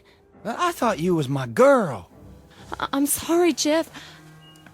It's just that the way those flowers died. What about them? Maybe you've got poison on your hands. That ain't what's bothering you. Yes, it is. I get it everywhere I go. I can let it go by from other folks, but not from you. I'm getting mighty sick and tired of being treated like one of them vampires. Oh, I didn't say that. Now, are you my girl or aren't you? If you are, give me a kiss. Jeff, no, please.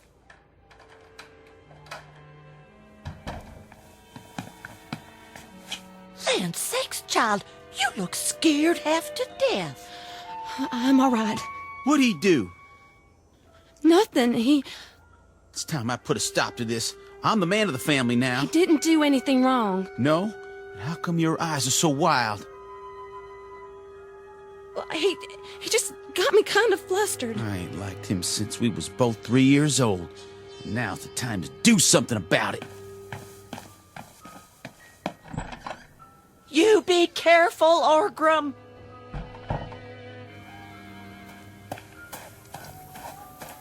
Jeff! What do you want? I don't want you hanging around here no more. Let me give you some advice, Orgrim. I'm pretty mad right now.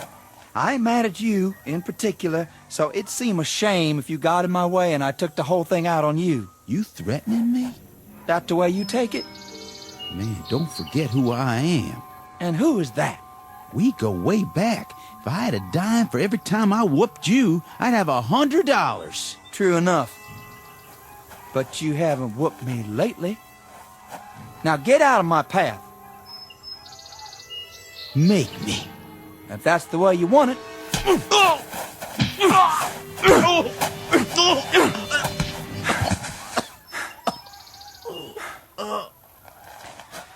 Times have changed, Orgrim.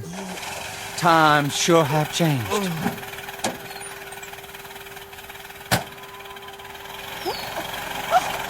Mama, you're bleeding. Oh, my little boy, what's he done to you? Oh, Mom, I think he broke my jaw. Don't you worry none. Can you stand? Poor Jeff. Poor who? He doesn't have anybody now. That's right. And now you don't neither. Comfort, go and hitch up the team. I have to go to him. Hush. We got to get your brother into Dr. Bolton right now. But Jeff needs me. He needs a lot more than you can give him, girl. A lot more. Now let's get moving, unless you want to see your brother in a pine box, too. I ain't that bad, Ma. No, but if somebody doesn't stop Jeff Myrtlebank in his tracks, this whole town's headed for trouble. It's gonna be just like the good book says. When the dead walk, the end times is near.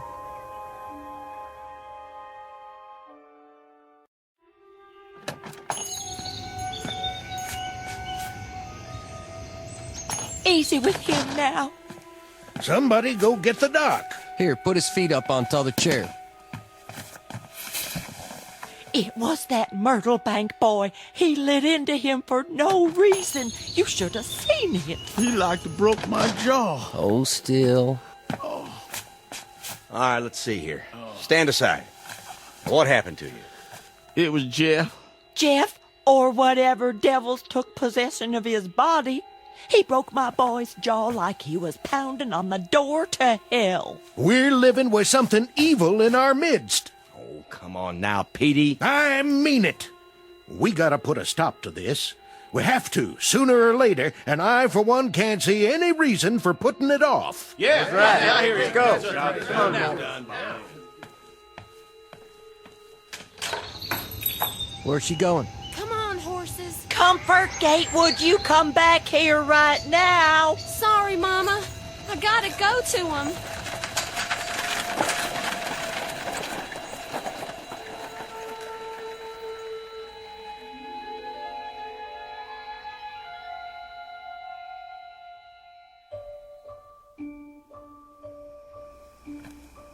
How was your dinner, son? Good as usual, Ma. You're the best cook for miles around. Oh, now. It's true. You know just how to make it. Jeff, you help your sister with her homework. I don't have any, Ma. Yes, you do. Reading and writing and your numbers. But, Ma... Rest a while, Lizzie. I gotta smoke my pipe first.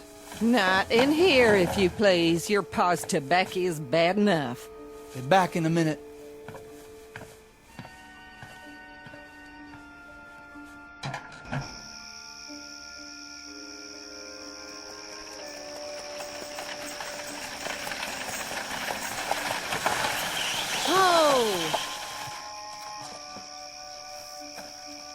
That you, Comfort? Hello, Jeff. You come out here all alone? That I did. Well, I sure can't think what for after today. I rode out to warn you. Warn me? You think I need warning?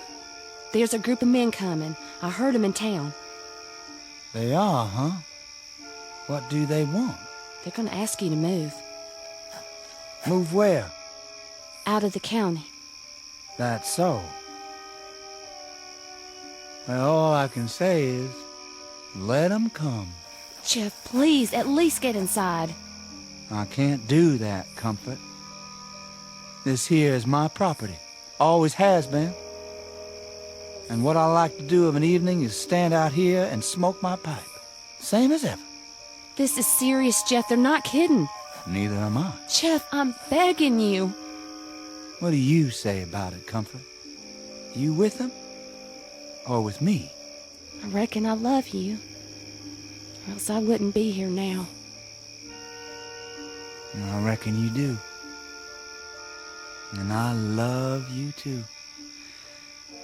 I want to marry you. So which way is it going to be? You best make up your mind right now. Oh, Jeff.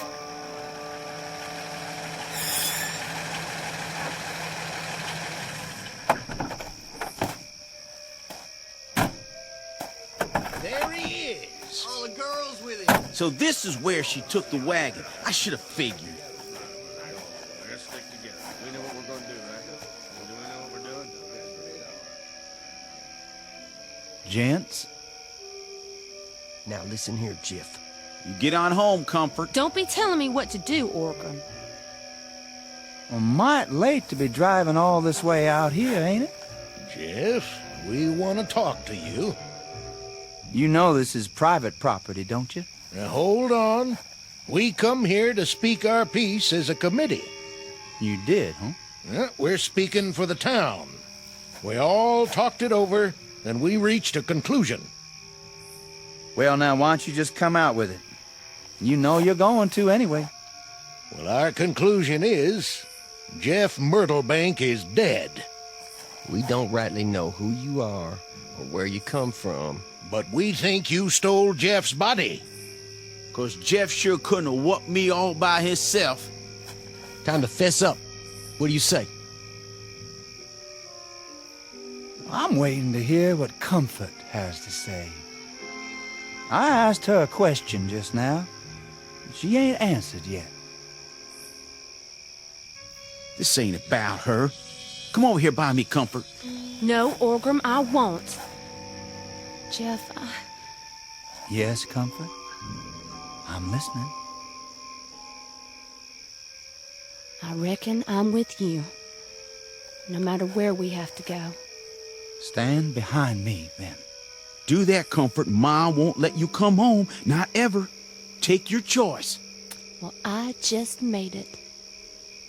Gents, my wife-to-be and me was born and raised in this county. We like it just fine here, and we don't aim to raise our kids anywhere else. Now, hold on. Let me finish. I heard you out. Let him speak. We're gonna stay. Now, that means just two things. One, if y'all are wrong about me, you got nothing to worry about. I'm just an old country boy named Jeff Myrtlebank. But if you're right about me, then you folks better start treating me nice. Because you don't know what all kind of devilment I can cause. Hold on a second. I don't know. I might wave my right hand and bring droves of locusts to eat all your crops. Stay away from my crops. Or I might wave my left hand and dry up all your wells. I might even snap my fingers and burn a barn or two right to the ground. No. We better just do what he says. I don't like the sound of that. Wait a minute. Or some morning, just because I feel ornery, I might let the hawks carry away all your chicken. Now, Jeff, don't go getting ahead of yourself. Yes, sir.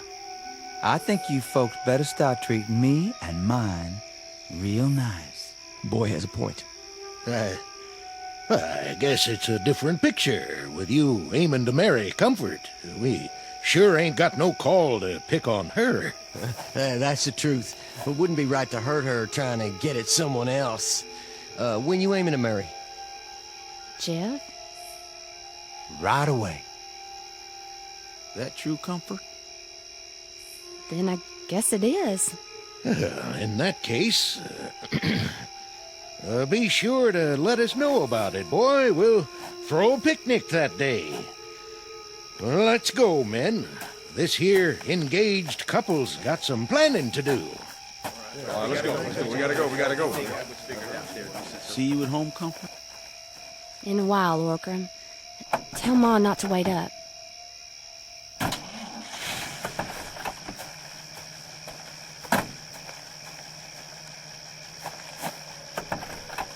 I guess things are going to be different now, aren't they, Jeff?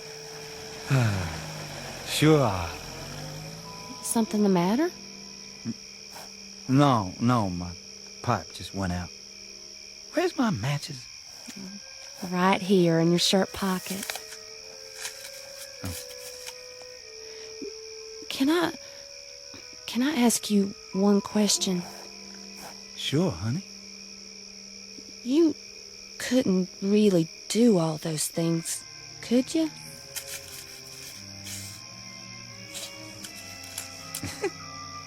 Well, what do you think? I hated to lie to him that way. But sometimes you have to cope with trouble soon as it comes up, before it gets out of hand. Jeff. Hmm? How'd you do that? Do what? Like that match. You didn't strike it on anything. It just lit. All by itself. Was that a magic trick? Nope. Well, then what was it? Honey, one of the first things you're gonna have to learn is to stop imagining things. If you say so, Jeff. Now, come on. Get in the wagon and I'll drive you home. But how will you get home? It's a long walk. Oh, I won't have to walk. What are you gonna do? Fly? It's dark and... Don't you worry about it, honey. I'll think of something.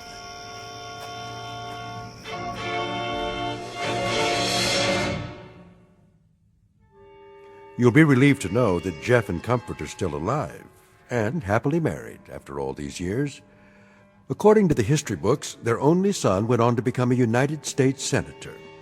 He was considered an uncommonly shrewd politician who never lost an election. No one's sure where he is now, but from all reports he had a great influence on our national policies. Some say he continues to this day working quietly behind the scenes, using some rather special skills learned only in the Twilight Zone. The Twilight Zone continues in just a moment. You are about to enter another dimension, a dimension not only of sight and sound, but of mind, a journey into a wondrous land of imagination. Next stop, the Twilight Zone. Hi, this is Stacy Keach. I'd like to take a moment to tell you about our Twilight Zone website at twilightzoneradio.com.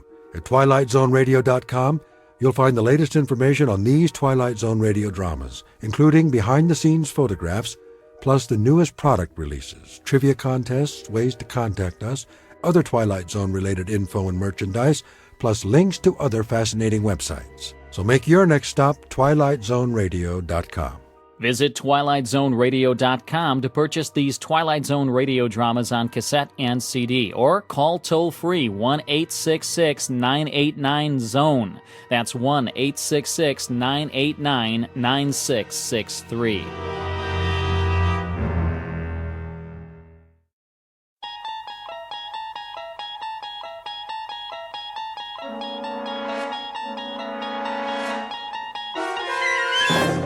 You unlock this door with the key of imagination. Beyond it is another dimension, a dimension of sound, a dimension of sight, a dimension of mind. You're moving into a land of both shadow and substance, of things and ideas. You've just crossed over into the Twilight Zone.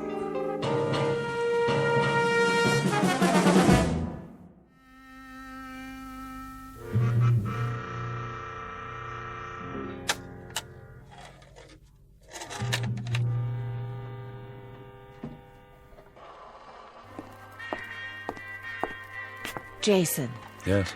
Oh, hello, Evelyn. can I talk to you? In a minute. Do you know what that is? What it is? That's Glenn Miller, Evie. Who? You don't remember him, do you? No, of course not. You weren't born yet. Jason. Truth be told, I wasn't either. But I had a collection of old-time records. Quite a collection. One of the best in the country. Glenn Miller, Harry James, Tommy Dorsey. Of course, that was before. They all got broken to pieces, along with everything else. Except for this one. Jason, they want to know. Know what? About the food. You have to tell them something. Wait till Mr. Goldsmith comes back from the cave. Did you know there was a place called the Meadowbrook on the old Pompton Turnpike? What's that? The Glenn Miller Orchestra used to broadcast from there. I read it in a book. Frank Daly's Meadowbrook on the Pompton Turnpike. Oh, would I give to have heard that on the radio. What's a radio? Well, it was a way for people to communicate. They sent out speeches, music, anything they felt like, for others to hear. Any time of the day or night, around the clock. Did they send food? What? Food, Jason. That's what we need. Look out the window. Everybody's in the street and they're hungry. They have to know about the food we found. It's not food unless we can eat it. Till then, it's just cans. Tell them to wait for Mr. Goldsmith. Tell them he's gone to ask the old man. I'm telling you, they're not going to wait any longer. Looks like there's a crack in this one, too. I'm sorry. It doesn't make any difference. All that was 1,000,000 years ago. That's where this music came from. 1,000,000 years ago. Just a ghost, like me. What about the canned goods? They're not ghosts. Hey, Jason! Is he back yet? Yeah, where is he? Sure been gone a long time. Maybe he's not coming. Are we supposed to starve or what? All right, I'm coming. Hold your horses, everybody.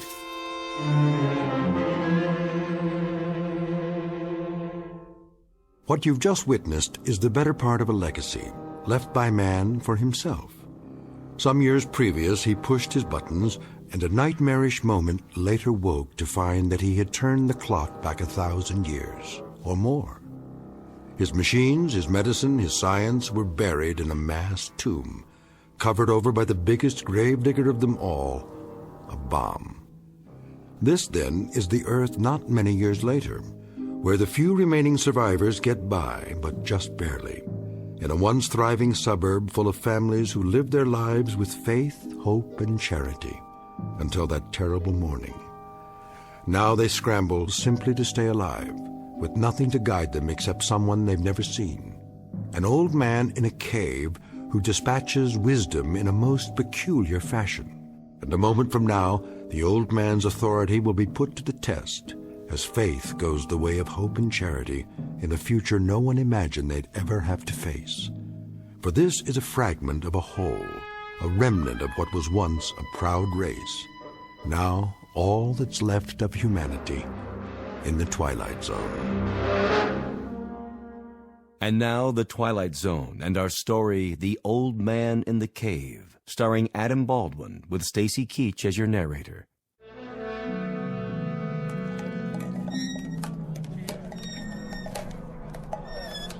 Put that can down. Look at this. It says peas and carrots. And sliced beef from Argentina. You know the last time I had beef? I said, leave it. You been to the cave, Jason? Did you see Goldsmith? What's the matter with you people? Are you worried the old man's gone away? He's always been there. Well, hasn't he? But did he talk to Goldsmith yet? Goldsmith's waiting for the message. As soon as he gets it, he'll bring it down and share it with us.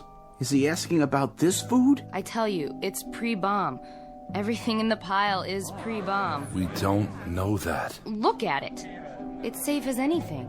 I'm surprised at you. I'm surprised at all of you. We have no way of knowing. Why do we have to wait for the old man? Why don't we just take our chances with it? We already took our chances. What's that in your hand? See this? The old man told us not to plant on the north acreage, and this is what came up. I know what those are. Those are carrots, just like on the can. Did these grow, Evie? Or did someone leave them to us in a will? They were the best of the crop. The best? Then I'd hate to see the worst. But if we grew them ourselves, they must be okay. No, Evie's right. I don't think we ought to eat these. Too much of a risk. Maybe we just better bury them with honors. But that's what Goldsmith went to the cave for. That and the canned goods, to find out what land we could try next. If the old man says it's okay... The old man, indeed. God knows where he gets his knowledge, but he knows about land. You remember the tomatoes that came up? After he sent a message telling us not to plant them... They were deformed, too. Monstrous is the word.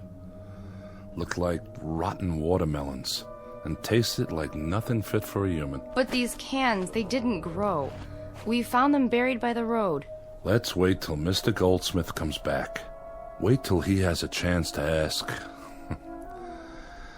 You know, man doesn't live by bread and canned goods alone, or free carrots or mutated tomatoes.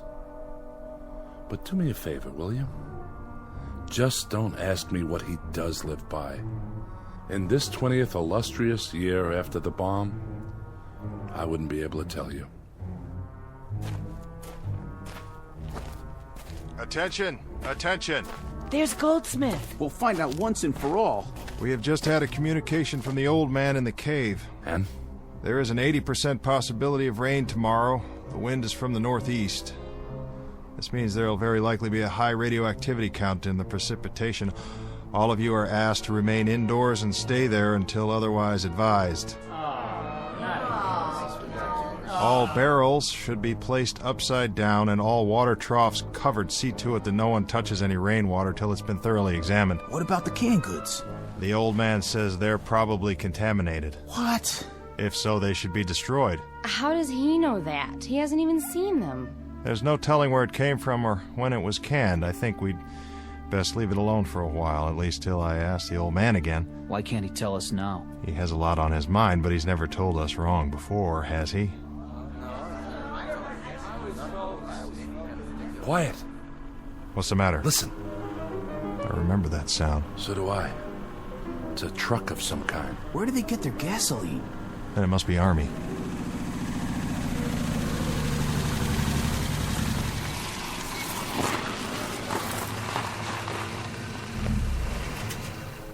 Private, stay with me. Yes, sir. The rest of you wait by the jeep. You won't need those guns. We're not armed. Who's in charge here? I guess I am. Good. You got a name? Goldsmith. What about this place? Does it have a name? And if it does? Well, if it has a name, Goldsmith, we'd like to hear it. And you are? Major French, Central States Command. Never heard of it. Well, you will from now on. We've been sent out to organize. What? Organize? That's what I said. On whose order? You better clean out your ears, Pops. I told you, Central States Command. How many people here? We haven't counted lately. What about food? What about it? There's sufficient. You grow your own? Some. We have a supply of pre-war canned goods. So I see. It's quite a stash. Well, that's not part of it. Haber, take a look around. Right, sir. Douglas, stay close to the car. Furman, you stay with me. Yes, sir. Major, what do you want? Oh, painless things. Nothing, really. Quarters for the four of us. Agreed. Let's see. Rations for as long as we're here. And no trouble. The last one goes on the top of the list. No trouble. I don't think you understand, Major. No? You can speak freely? Well, we don't recognize your authority here. We've had other transients pass through the town on occasion. Did you say transients? They didn't stay. Like you, Major, they represented themselves as authorities, and we discovered they had no headquarters. They carried it with them. They represented no one but themselves. Well, now, this is the new breed, Mr. Goldsmith. From now on, this whole area will be organized. It will be set up in military sectors, each controlled by local constabulary. In this case, that means yours truly. You and your constabulary may stay here overnight, Major. It's good of you. We'll share our food and provide you with a place to bed down, but tomorrow morning you best do your organizing somewhere else. Mr. Goldsmith, unofficially, the following. We'd like to make the transition here as easy as possible, for you as well as for us. Under certain circumstances, we might allow you to remain in nominal control, assuming you don't in fact give us trouble. Now, that's unofficial, Mr. Goldsmith. The following is official. Stand back. Now, Mr. Goldsmith, listen up and let me tell you the situation. Between Buffalo, New York, and Atlanta, Georgia, there are probably around 500 people alive. That's the latest intelligence. You know why? Because there's no authority. There's no discipline. We're here to give you a little of both. Now, if you give us lip, if you make any trouble at all, I'll hang you from that flagpole of yours, the tall one in the town square. Now, what about it, Mr. Goldsmith? Do you want to cooperate, or do you want your neck broken? That should be an easy enough decision for someone as bright as you. We already have an authority. We've had him for better than 20 years. He give you that pile of cans in the street? No, someone found it. What all have you got there? Poisons, contaminated food. Who says so? The old man in the cave. Oh, it's the old man in the cave, huh? Oh, yeah. Is that right? You idiots. You don't want organization. You'd rather starve to death. You'd rather listen to some nutso in a long flowing robe? It's not like that. Have any of you looked at yourselves in the mirror? Do you even have a mirror? You look like skeletons. You know that? That's what you look like. Skeletons. So where's this old man who keeps you on a starvation diet? When does he come out and play? Well, he never comes out. He stays in the cave. I'm not surprised, Mr. Goldsmith. You know that? I'm not at all surprised. Off Lake Erie, there's a pack of weirdos who bay at the moon once a week. Yeah, they do. And what used to be Chicago? Oh, we got a swinging cult out there. They built themselves a statue made out of fissionable lead. This is their deity, mind you. And here, what do you have? An invisible old man in a cave. Of course, what else? Come on, Mr. Goldsmith. When you run it around the block a couple of times, doesn't it sound a little nutso, even to you? When we first came here a few months after the bomb, there were just a handful of people. They had survived because of the old man. We were permitted to settle here only if we did what the old man told us to do. Oh, this one takes the prize, I swear. This one's the farthest out of anything I've heard yet. We've survived, Major. While most of the world was dying of radioactivity, strontium-90, the plague, we survived. Because of the old man. That's right. Because of the old man. He's telling the truth. Well, now, let me see if I've got this straight. He cues you, huh? He tells you what's radioactive, what's not, what's poisonous, whether the sun's coming out tomorrow. I mean, the whole bit. The whole bit, Major French. As long as he's alive, we'll be alive. All right, then. Let's go meet him. You can't do that. No? Why not? I want to meet him. He must be some kind of genius, this guy. I say we send a team up to the cave right now and check out what he has to say. Please, Major, you don't understand. Then help me to understand. And there's only one way to do that. I want to meet this guru of yours, in person. Do I make myself perfectly clear? I want to meet him right now. Haber, Furman, Douglas. Sir. Move it out right away. Right away, sir. Where do you think you're going, Major? Off to see the wizard. I have the authority now, Mr. Goldsmith. It's not that easy. Oh? Where's the old man's cave? In a safe place. It is, huh? The mountainside. Well, then you lead the way. Fall in, mister. He won't talk to you. He will if I show him the business end of an M14. Major, you're not listening. It doesn't work like that. I've told you the only reason we've survived this long in spite of the radiation is because of his advice. Without him, we all die. Is that what you people believe?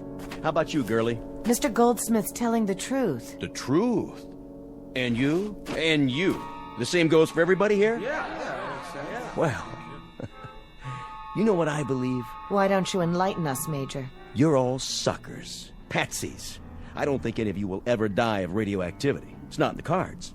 I think you're all going to kick off from malnutrition or maybe getting conned to death. Well, if that's true, Major, it'll be a painless death.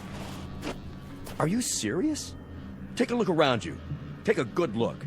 This town turned to dust a long time ago. Broken windows, roofs falling in, street lights tipped over. You're living like animals. Is this painless, Mr. Goldsmith? Well, it's what we're used to. It's what you're used to because you've got rings through your noses. An old man in a cave who doesn't come out into the daylight. Mr. Goldsmith, listen up. The booking odds are as follows. I'll give you 100 to 1. No, make it 500 to 1. That your old man is some soft-in-the-head hermit who smells like a garbage heap and doesn't even know what year it is. Get me? That's not for us to say. You got that right. It's for you to ask. Friends, Romans, and farm animals, lend me your ears. We're going up to that little cave now, and we're going to run a check on your favorite recluse. We'll haul him out into the light of day and get a good look at him. And then, I'll decide. Decide what, Major? If he's worth keeping alive.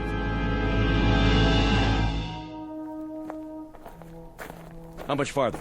Don't worry, Major. We'll be there soon. If you're trying to pull something, Goldsmith. Just beyond the burned-out trees, there's a rise, and then the mountains. I'll show you. Furman. Yes, sir? You and Douglas pull ahead. Haber, keep everybody on the path. No problem, sir. Goldsmith, do you realize what you're doing? I believe I do. But when we get there, what if they... What, Jason? What if they execute him? Then where will we be? Well, they won't. How do you know that? They can't. Have you seen the Major's eyes? That man doesn't care about anyone but himself. He's the kind who started this war. And if he has his way, the old man is finished. We'll see about that. Hold up, Major. I think we found it. Good. Everybody, stand back. Is this what you wanted to see, Major? It looks like a solid steel panel, sir. built flush into the base of the mountain. All right, Mr. Goldsmith, tell us about it. Nothing much to tell. How does it open? I don't know. To my knowledge, it's never been opened. Suppose I were to strip off your skin an inch at a time. Would that increase your knowledge? Well, you could do that, Major, all the way to the bone. I'd have to tell you the same thing. I don't know how the door opens, or if it opens. The old man lives inside? That's right. And he never comes out? That's my understanding. I hate to press you, Mr. Goldsmith, but what does he eat? How does he live? How does he stay alive? I couldn't say. How do you know he's in there? How do you communicate with him? He sends out notes, messages, under the door. There's a small slot right here. Let's see. It's just wide enough for a strip of paper. I come every day at the same time, and he pushes another piece of paper out. It has the answers to my questions. He sends out messages under the door. We have a winner, gentlemen. This one takes the blue ribbon. The village idiots, led by an idiot. You in there! I've got a question. Your people are starving to death. They found a pile of food, but they're afraid to eat it. They're afraid of their own shadows. So, what's the word? Give me one good reason why they can't live like human beings. You listening, old man? Answer me. I'm the law here now. Are you deaf? Or do you want it all for yourself? Is that it? Open up. He won't respond to you that way. Well, of course he won't, because he's not in there. This is your answer, everybody. A big, fat zero. Major, please. You! Are you speaking to me? You believe this stuff? I suppose so. You suppose so? You suppose there's an old guy in this cave who sends out orders whenever he gets the urge? Man, oh man. I wish I'd been around when there was a Brooklyn Bridge to sell, because I could have made a fortune off this bunch. Furman. Sir. Shoot it open.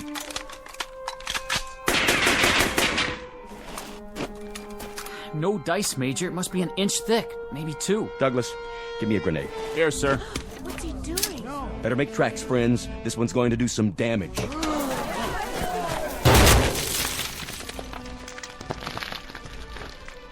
It's still shut tight, Major. Hey, old man! It's getting dark. If we're gonna find our way back... You in there, listen up. I'm not through with you yet. I haven't even started. Goldsmith. What is it, Jason? You know how to open the door. I know you do. I know how to open the door, but I took an oath that I never would. My predecessor took the same oath, and that door has remained closed. No one will get into that cave. No one will ever touch the old man. Who is he? Where did it come from? A question oft asked, and a question never answered. Well, the Major is going to get an answer, one way or another. You can bet on that. It makes no difference, Jason. He's kept us alive. That's all that matters. Now, come on, old friend. Let's go home.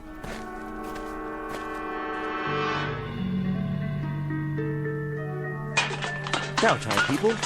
Dig in. It looks all right. But the old man didn't say. But I'm so hungry. What should we do? Come on. What's the matter with you? Everybody choose 5 cans. Take your pick. Tonight, we're going to celebrate the new order. That food is contaminated, Major. It is, huh? Who said so? The man who wasn't there? There's every possibility that those cans contain enough strontium-90 to kill all the people in this village. Yeah? Funny. I listened real close, and I didn't hear a single word from that guru of yours. Haber, give me a bayonet. Sir. What are you doing? I'm opening a can of, what's it say? Tropical fruit salad. I remember fruit salad. Do you? The kind with the little red cherries. Let's see what else is in here. Pineapple, peaches, pears. I warned you. My stomach. You see, this is what happens when you... See what? Just a little performance for the yokels to keep them, on their toes. But you knew that, didn't you, Mr. Goldsmith? There's nothing wrong with this food. It's positively scrumptious. Well, say something. Tell me how disappointed you are. You're a nutcase, There's enough grub in that pile to keep you alive for years. There's enough poison in that pile to kill us all in days or hours. Much of it was canned after the bomb. We have no idea where it came from or who processed it. Some of the cans are only cheap plastic. It's porous. We have no idea what seeped into them from the air. Let's lay it on the line, shall we? Any of you who want a good meal for a change, dig in. For the rest of you who still want to play kindergarten, go home and gnaw on a bone. I'll try one. I guess it wouldn't hurt to sample it if we're careful. Don't be fools. Don't commit suicide because a couple of pack rats invade our homes and decide to turn things upside down. Let them be, Goldsmith. If they want to eat that stuff, let them eat it. The old man warned us about this. He told us it might be contaminated. We've got to bury it. Get out of my way. I say it's all right. He tested it. There's nothing you can do. If they're willing to risk it, that's up to them now. I'm afraid you're right, Evelyn. I've said my piece. The only thing left to say is, may God help us. Hey, looky! We just repealed Prohibition. All over again. Goldsmith, over here. Let him go. But I wanted to have a drink with them. Have one with me. I got plenty. What's that one? Single malt Scotch whiskey. Here, give it a try. Like Christmas. Just like Christmas, huh? Thanksgiving. Thanksgiving, too. You got a name? Jason. Jason. Where's your golden fleece? I'm a very literate man. I went to college. Did you know that, Jason? I went to college. What did you learn?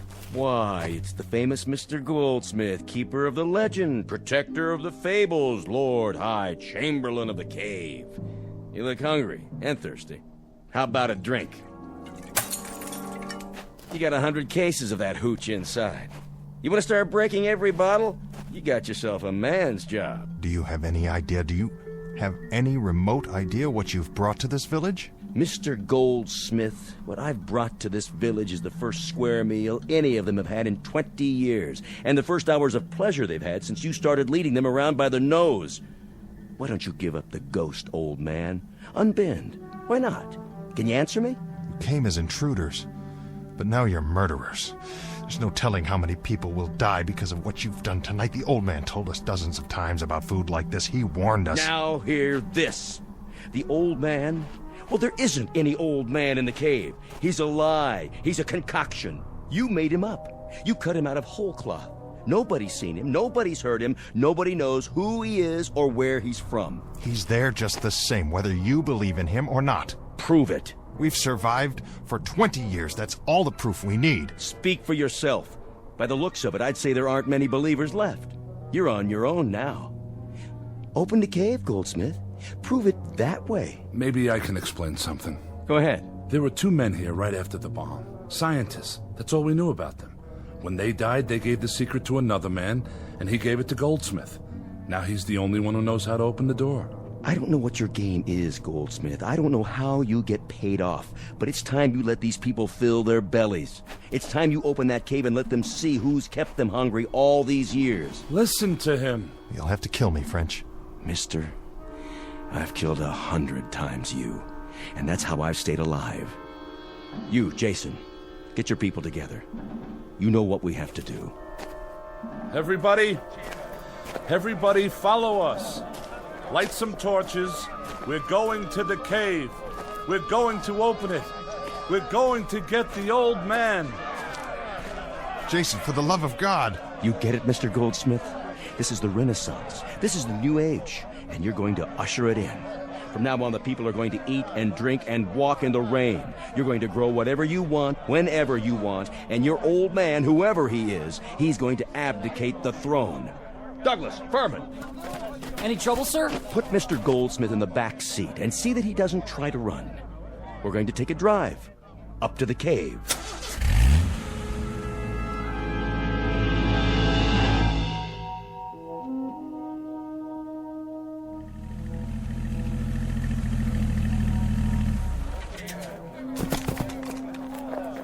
Drag him if you have to. Mr. Goldsmith here is going to open the cave. He knows how. He can show you the old man. One thing he can't do is explain why you've been half-starved, half-frozen, and half-baked to death for all these years. Please, all of you, listen to me. There's no reason under the sun for this cave to be open. The only thing you need to know is that the old man has kept us alive. We're hungry. Do you understand? We're hungry. We've survived, but we haven't lived. He's never let us. He didn't drop the bomb, Jason. He didn't kill off the world. That's what we did to ourselves. All he's done is let us survive our mistake. All he's done is give us a chance to plant a seed again and let it grow. In that cave is all the compassion that's left on Earth. No more talk. Do it. Now. There's a switch under this rock. Let me tell you all something. Now the damage has been done. The destruction is complete. Irrevocable. You, Mr. French. When we talked about the ways that men could die, we forgot the chief method of execution. We forgot faithlessness. Enough! You've listened to him for years. That's all you've done. You've listened and you've listened. And then, when he said jump, you jumped. When he said breathe, you breathed. And when he said starve, you starved. I'll tell you what's in this cave. Here's my prediction. It's a fanatic, a madman, who had to be kept locked up behind a steel wall. Not to protect you, to protect him. Now you'll see for yourselves. What are you waiting for? Get him!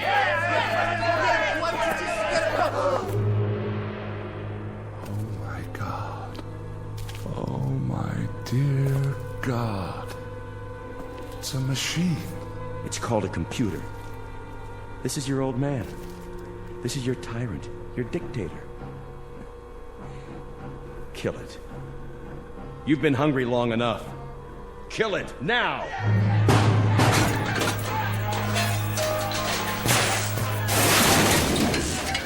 You're free now. Hear me? Burn it. Burn every last trace of it. You're all free.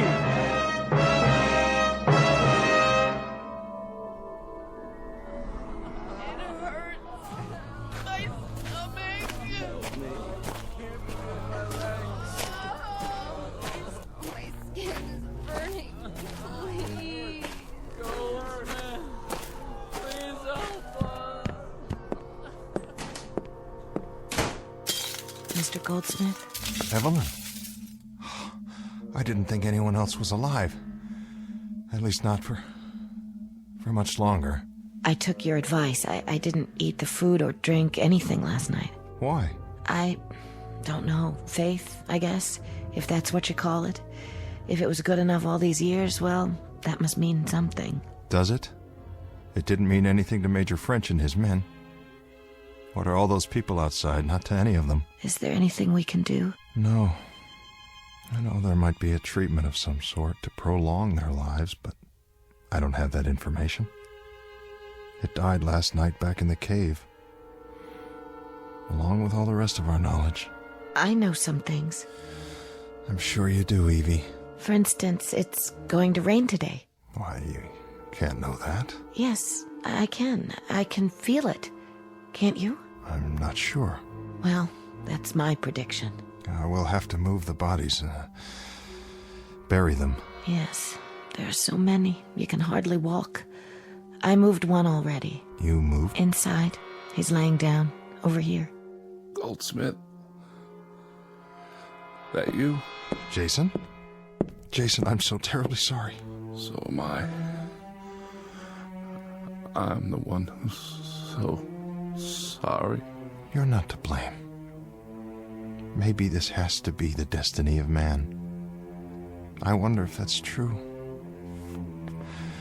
I wonder. Jake, I just...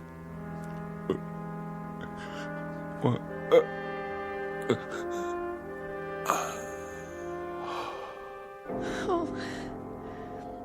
He was a good man, wasn't he? A good man. He was always good to me. That's why I helped him in. He said he wanted to hear something one last time, and now it's too late. Wait. I think I know what he wanted. And what was that? This.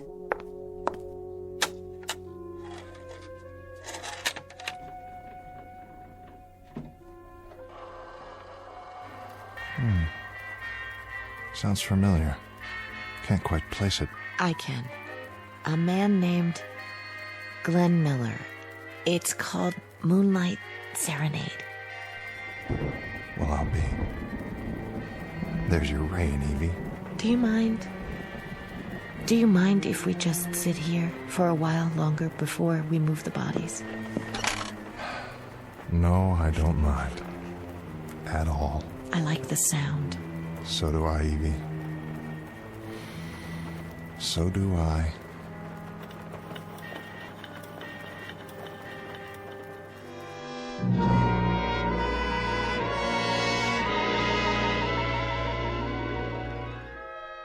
Mr. Goldsmith, survivor, an eyewitness to history and man's imperfection, an observer of the very human trait of greed and chronicler of the last chapter, the one reading suicide. Not a prediction of what is to be, just a projection of what could be in the Twilight Zone.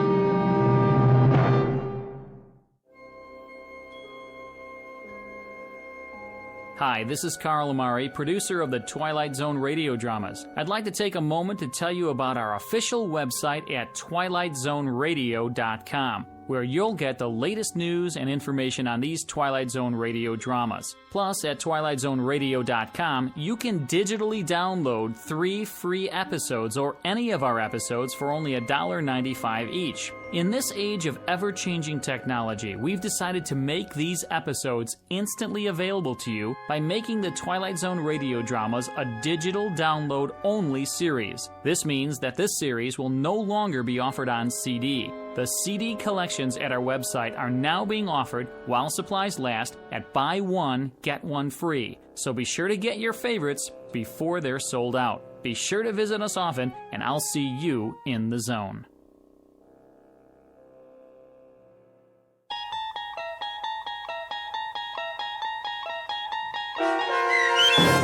The Old Man in the Cave, starring Adam Baldwin, with Stacy Keach as your narrator, was adapted for radio by Dennis Etchison and based on a script by Rod Serling from a story by Henry Slesser. Heard in the cast were Mike Starr, Doug James, Kurt Nabig, Deb Dotzer, Jeff Lupetin, Sarah Marks, Carl Amari, Roger Wolski, and Vince Amari. To learn more about the Twilight Zone radio dramas and to obtain audio cassettes and CDs of these programs, visit our website at twilightzoneradio.com. This copyrighted radio series is produced and directed by Carl Amari and Roger Wolski for Falcon Picture Group. Doug James speaking.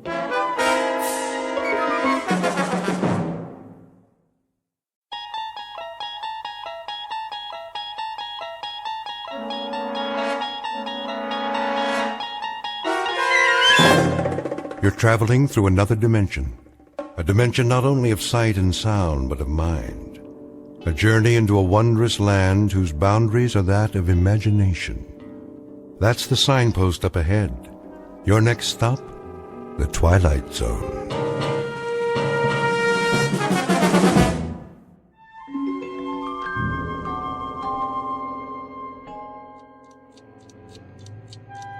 It always starts the same way. I'm trying to sleep. It's the middle of the night, pitch black. I'm so tired I can't think. But I'm nervous, too, like I know something is going to happen, but I can't remember what it is.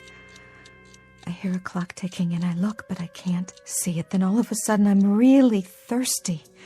It must be hot in here, because my throat is dry, and I can't make a sound. Somehow I know there's a glass of water on the table, so I reach over, but it slips out of my hand. It hits the floor and breaks. And that's when I hear the footsteps. It's a nurse. I don't know how I know that, but I do. She passes my room and keeps on going. I'm still thirsty, so I get out of bed. When I get to the hall, I see the elevator at the end.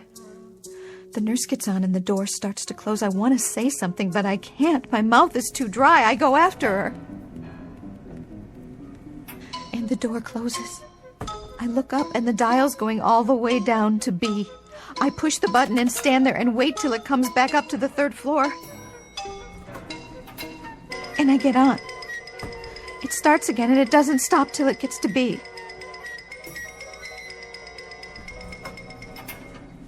I'm in the basement.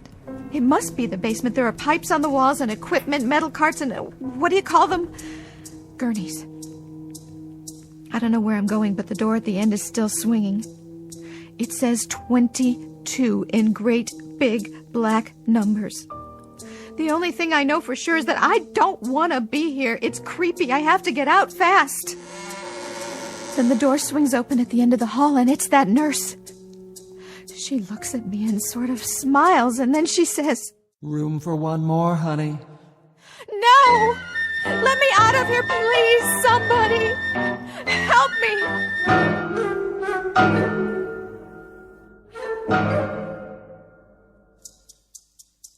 This is Miss Liz Powell. She's a professional dancer suffering from overwork and fatigue due to lack of sleep. And at this moment, we have just finished walking with her through a nightmare. In another moment, she'll wake up and will remain at her side. The problem is that both Miss Powell and you will soon reach a point where it may be difficult to decide which is reality and which is nightmare. A problem uncommon, perhaps, but one peculiar to the Twilight Zone. And now, The Twilight Zone and our story 22, starring Andrea Evans, with Stacy Keach as your narrator.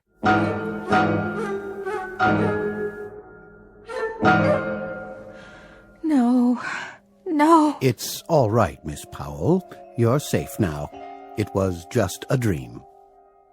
You don't know that. It's so real, and it keeps happening over and over again the same way. How many times? Every night. 3 or 4 days at least. I lost track. Doctor, it's so bad I can't even go to sleep. That's why I'm still so tired. Look at my hand. See, it's shaking. Yes, I see. Very nice wristwatch, by the way. Thanks. Barney gave it to me. Barney? My agent. Doc, give it to me straight. When am I going to get out of here? Soon. It hasn't been that long. 6 days already. Tell me, will you, what is wrong with me? I want to know the truth. I've given you a thorough examination. There's nothing organically wrong, except for your reaction times. Your reflexes are a bit slow, and you're on edge emotionally. Well, wouldn't you be? I'd say you're exhausted, Miss Powell, physically and mentally. The only thing holding you back from a full recovery is lack of sleep. So give me a shot of vitamins or something. I'm afraid it's not that simple. You need more rest. And liquids. There are still signs of dehydration. I'd like to keep you here a few more days. A few more? I have to get back to work. And run some additional tests, just to be sure. Sorry, Doc. I can't do that. If you don't, you really will collapse. Where did you say you work? At the Plush Monkey. I'm a dancer. 3 shows a night. Then it's out of the question. But I'm the feature dancer. You don't understand. They booked me for a week. Barney already signed the contract. If I don't show, the customers will want their money back and the whole tour gets canceled. Barney will kill me. I'm sure you can work something out. You don't know Barney. Well, you'll have to miss at least one more night. Simple bed rest, a sedative to help you sleep, and the IV to bring the fluid levels back up. I never should have listened to Janine. Janine? She just finished a week at the club. She pulled a muscle last year, and she said this was the place to go.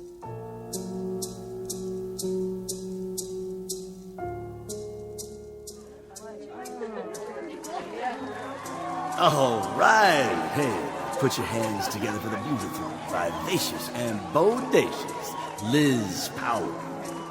Now remember, she'll be headlining all week. Look, we're going to take a short break right before we introduce Sabrina. We got 2-for-1 drinks and free hors d'oeuvres at the bar. I don't know what's wrong with me. You did fine, kid. Dynamite. No, I didn't, Barney. I screwed up big time. I couldn't make my split. Sure you did. And I almost fell off the pole. Hey, take it easy. You take it easy, Barney. You're supposed to be my friend. What are you talking about? I am your friend. Something is wrong with me. I got 3 shows a night, Barney. I can't hack it anymore. You go in the dressing room and lie down for a while. Have a cup of coffee and a couple of aspirin. You're still on the wagon, ain't you? Of course I am. 4 years clean, not one drink. Good. Well, that's okay then. Barney, please. I need some time off. Sure. Soon as the gig is over. Then you can go to Miami for a few days. Kick back. I don't even know if I can do the next show. Well, how are those new high heels? Just dandy. Did you eat tonight? I can order you a steak. I ate a Chinese chicken salad, all right? That's not it. Well, then you go on in there. You close the door and you take a load off. Put your feet up. Trust me, you feel like $1,000,000, which is what you look like, dollface. All right, Barney, if you say so. I gotta go buy Platinum Pete's anyway. What for? Check out the competition. See you in the funny papers, kid. And remember, you're a star, so start thinking like one. Call me tomorrow? Sure I will. Right now, don't you worry that gorgeous head of yours about nothing. You promise? I'll try. Oh, so tired I can't even think. Is my head killing me? See if I got a couple more aspirin.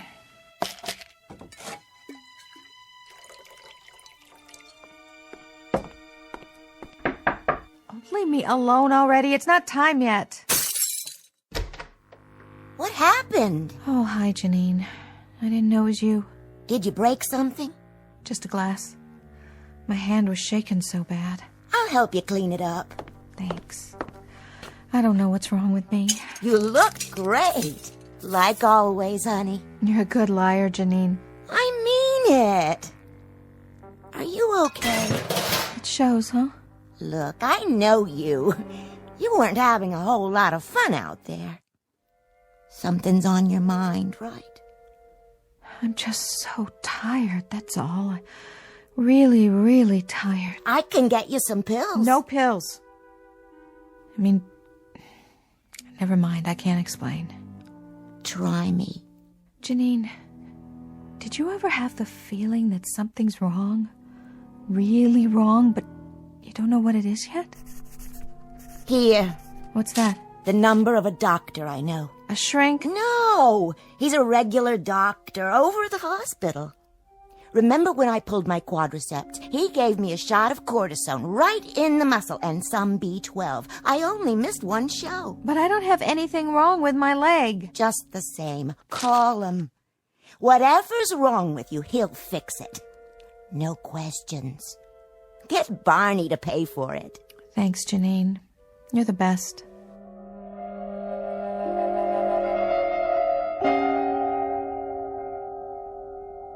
So that's how I ended up here. What do you think, Doc? Can you fix me? We'll try to get you out of here by tomorrow afternoon. That's what you said yesterday. Assuming, of course, that the tests come back negative. Well, they better. That's all I can say. I'll see if the room's still available. What if it isn't? Then we'll move you to another one. This is a hospital, after all. The one thing we can't afford to run out of is beds for our patients. But what if you do run out? Oh, there's a pretty fast turnover. People check in and check out. I don't like the sound of that. Why not? Check out. It sounds like you mean they die.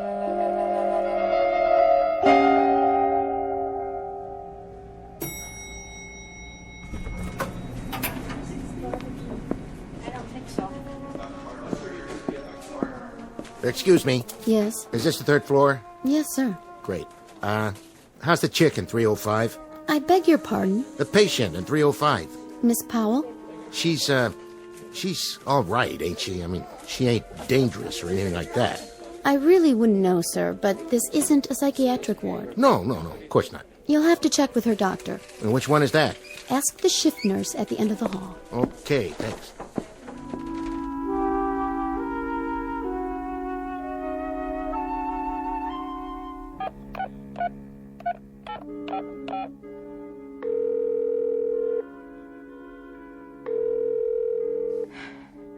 Come on, Barney, answer, will you? Oh, I don't know why I bother. He's never home. That nurse.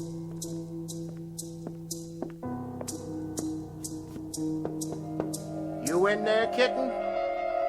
Barney? Is that you? What's the matter? You lose your way? Hey, you're looking great, kitten. Sure I am. Honest. I'll let you care. What do you mean? I'm here, ain't I? I've been calling you for days. Sorry, kid. I was busy. Anyway, look what I brought you. A stuffed tiger for your collection, huh? Grrr. Thanks, Barney. That's real cute. So where have you been, anyway? I thought you didn't like me anymore. Oh, you know me, kitten. Got a thing about hospitals. They kind of depress me. Yeah? You ought to try it flat on your back sometime. The only thing I have to look forward to is visiting hours, like the sun is gonna shine and then nobody shows up. Not even you. Thanks a lot. It's nothing personal, kitten, I swear. Say, I went by the club. And? The manager's gonna let it ride this time. Sabrina's taking over your spot. Sabrina? What's she now, a big star? Nah, she's just filling in. As long as you're back for the weekend. You are coming back, right? I can't promise, Barney. They don't tell me much in here. They keep running tests. Pretty soon you feel like you're on a glass slide and all those creeps are looking at you through a microscope. I like that. Don't laugh at me, Barney. Oh, I'm not. I'm just expressing myself. That's how it feels. Sweetie, baby, what a mind you got. That's what bugs you, isn't it? My mind. You thought I left it in a bus station somewhere, didn't you? Now, if you keep saying nutsy things like that, you're gonna get me thinking maybe there is something funny going on. Pull the curtain around the bed. Why? So we can talk. Well, there's nobody else in here. Not at the moment, but you never know. Okay. Barney, listen to me. You're the only one I got when I'm on the road. When you didn't show up, when you didn't even call, I had this wild idea that you gave up on me. Will you cut it out now? You figured I was just some kook who lost touch and left the world behind. But you have got to believe me, they're not dreams. I know. What dreams? They say I've been having dreams ever since I got here, but they're not. They happen just the way I say they happen. You believe me, don't you? Sure, baby, sure. You don't even know what I'm talking about. I believe you, Miss Powell. Sure you do, Doc. Oh, hi. I was just leaving. No need. This won't take but a moment. You're looking better, Miss Powell. I was just telling her that. I'm Barney Kaminer, by the way, her agent. She's beautiful, ain't she? She makes an old doctor wish he were a young intern. You make me wish the same thing. You must be great at funerals, laughing boy. We're a little feisty this evening, aren't we? We are not feisty. We are just a little tired of 10 people an hour walking by our bed like they were P.T. Barnum and I was a freak in a freak show. Why don't you guys get off the dime? There is nothing wrong with me and you know it. There most assuredly isn't, Miss Powell. That's what I've been trying to tell you. As a matter of fact, you're in excellent physical condition. She sure is. Just a little overtired is all. A little overworked, perhaps.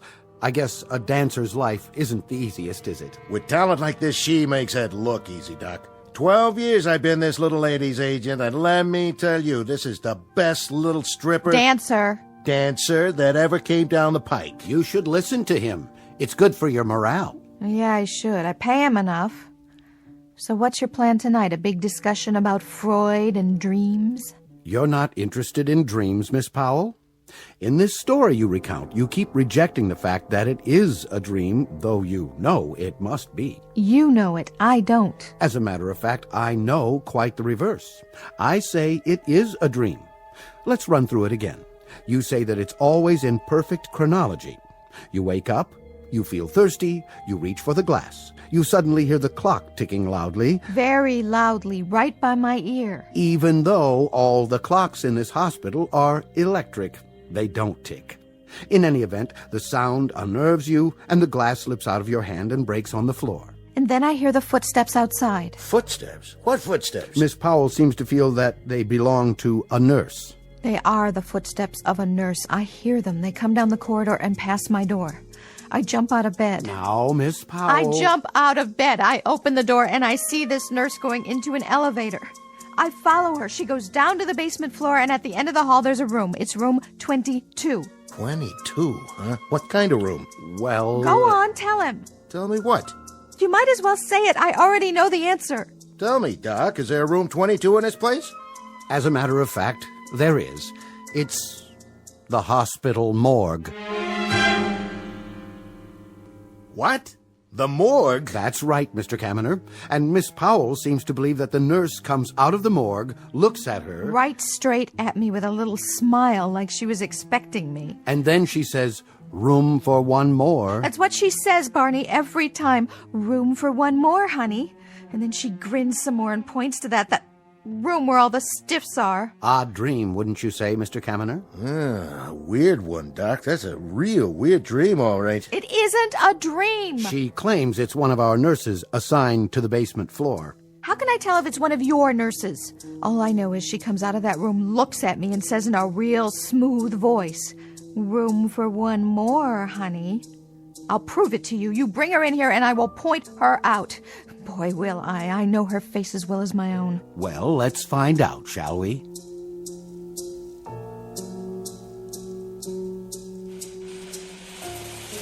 called for me, Doctor? This is Miss Jameson. She is the night nurse, on duty where? On the basement floor. And you are the only nurse on that floor? Why, yes, I am. The only one, Miss Powell. Look at her. I'm looking. Well, Miss Powell, is this your phantom lady? No. The hat's the same kind, but the other woman's tall. She has dark hair pulled back behind her head, and she's got this crazy kind of smile. That will be all, Miss Jameson. Yes, Doctor. Well, Miss Powell, it obviously is a dream.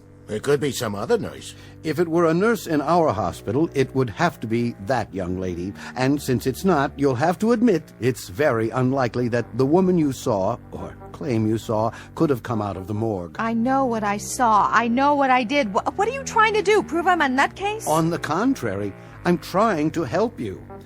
I'll tell you what, Miss Powell. To make my point, why don't we do something different this time? Like what? You say it always happens in such perfect chronological order, and your actions are always the same. You feel thirsty, you reach for the glass, you hear the clock, you hear the footsteps, and then you run out into the hall. And that's how it begins. So? Tonight, when you're dreaming, or as you say, waking up, don't reach for the glass. Make a conscious effort not to. See if breaking the routine a bit won't stop it from happening. Hey, that's a groovy idea, Doc. Don't you think so, kid? Why don't you try it? Barney, why don't you cue him? Tell him to give up on me. Nobody's giving up on you, baby. But when I know something, I'm too stubborn to change my mind. Explain it to him, will you? When the same thing happens to you for 6 nights in a row... You hear that? 6 nights. You know how much salary she's losing. Overwork, fatigue, exhaustion. And when it happens... Right. She says it happens. A nightmare at this juncture isn't abnormal at all, Mr. Kaminer. In this case, with very little REM sleep, a nightmare would be the norm. You said it. The man's a doctor, kitten. Let's see what this evening brings, shall we? Yeah, let's. I gotta go, kitten. Stay hip to this doctor, baby. Anyway, I sure am glad to see you looking so well. Thanks a heap, Barney. You couldn't boost my morale if it weighed 1/4 pound and you had a derrick to lift it. Thanks for coming, though. Do it again sometime. But try to make it next year, will you? Kitten, baby. Get out, Barney. Sure, Liz. Remember about tonight, Miss Powell. Whenever you feel the compulsion to repeat your nightmare, don't. Skip that single step and see if it doesn't help. Sure. What have I got to lose? But I'll tell you something, Doc. If this doesn't work, I am checking myself out of here. I think we're on our way to recovery. Oh, are we? Well, we're just delighted to know that we feel that way.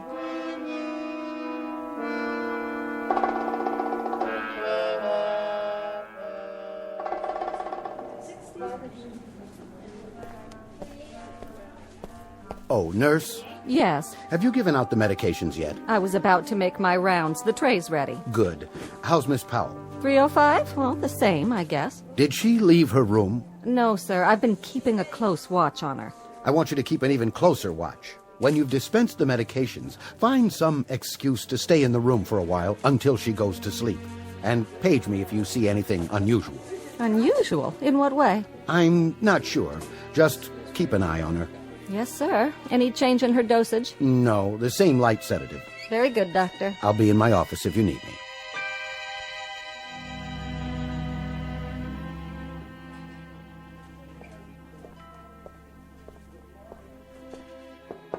Come in. Hello, Miss Powell. Time for your pill. Oh, thanks. Here you go. What is this stuff, anyway? Something to help you sleep. What if I don't want to sleep? Now, let me see you put it in your mouth and swallow. All right. There. Happy? Thank you. Doctor's orders, I'm afraid. What are you doing? Moving the IV rack. I think it might do better back here. Don't mind me. I should wait a few minutes to be sure the drip rate is accurate. You go ahead, lie back. Would you like the lamp off? Sure, go ahead. Tell you the truth, I don't really care. Feeling sleepy already? You know, I think I am. Some pill you got there.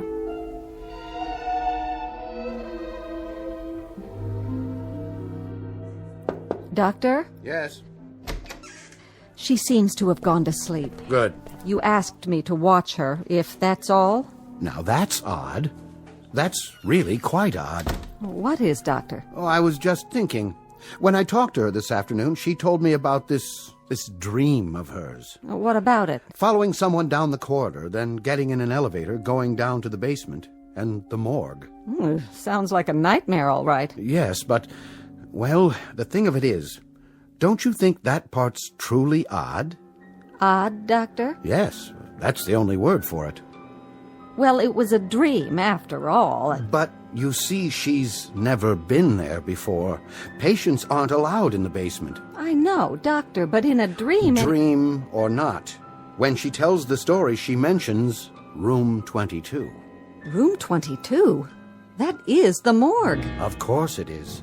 With big black numbers on the door, just as she described it. But if she's never even been down there, how would she know the number of... Yes, precisely. How could she?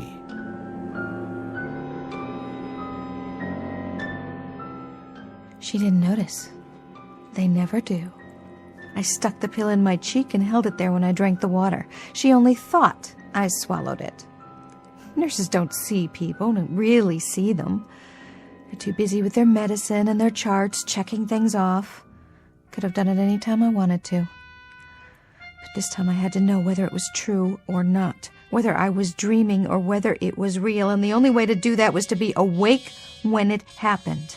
If it happened. There. That's it, that's the sound. I'm ready. It's funny, but I really am thirsty. This part's true, all right.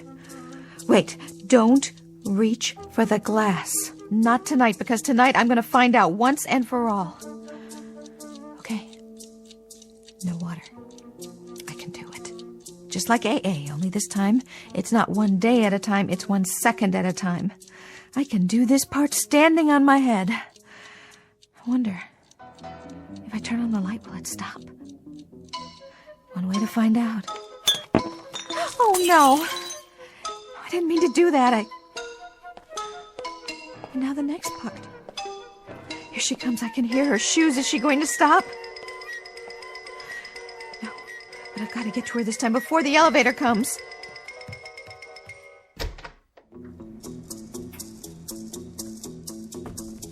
Oh, too late. Always too late. Come on, I've got to know. If I get there in time, I can stop her and I can make her tell me what this is all about.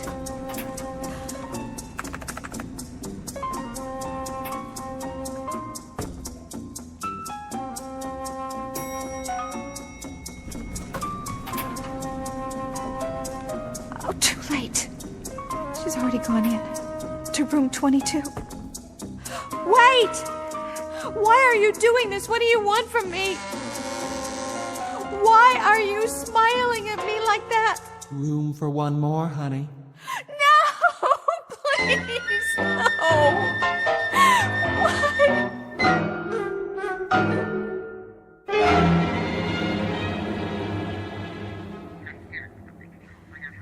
Yes, that's right, Janine. I'm checking myself out. No, the doctor doesn't like it, but so what? It's my life. And I'm not going to spend it cooped up in some hospital room. Miss Powell? Hold on. Yes? Mr. Kaminer is outside. Finally? He said to phone down to the lobby when you're ready, and he'll bring the car around. He'll meet you at the elevator. My cup runneth over. Is there a back door to this place? He seems like a very devoted man. He's devoted to 10% commission and sleeping all day. Do you need any help with your things? No, the bag's all packed. I can carry it. Good luck to you, Miss Powell. Thanks. I can use it. Sorry, Janine. Anyway, I gotta go. Barney got me a plane ticket to Miami tonight. You gonna be down there by any chance? There's a new club that's... No, I'm not working. This time it is strictly R&R. Barney won't even be around. I'll have the whole condo to myself for 3 weeks. So if you need a place to crash...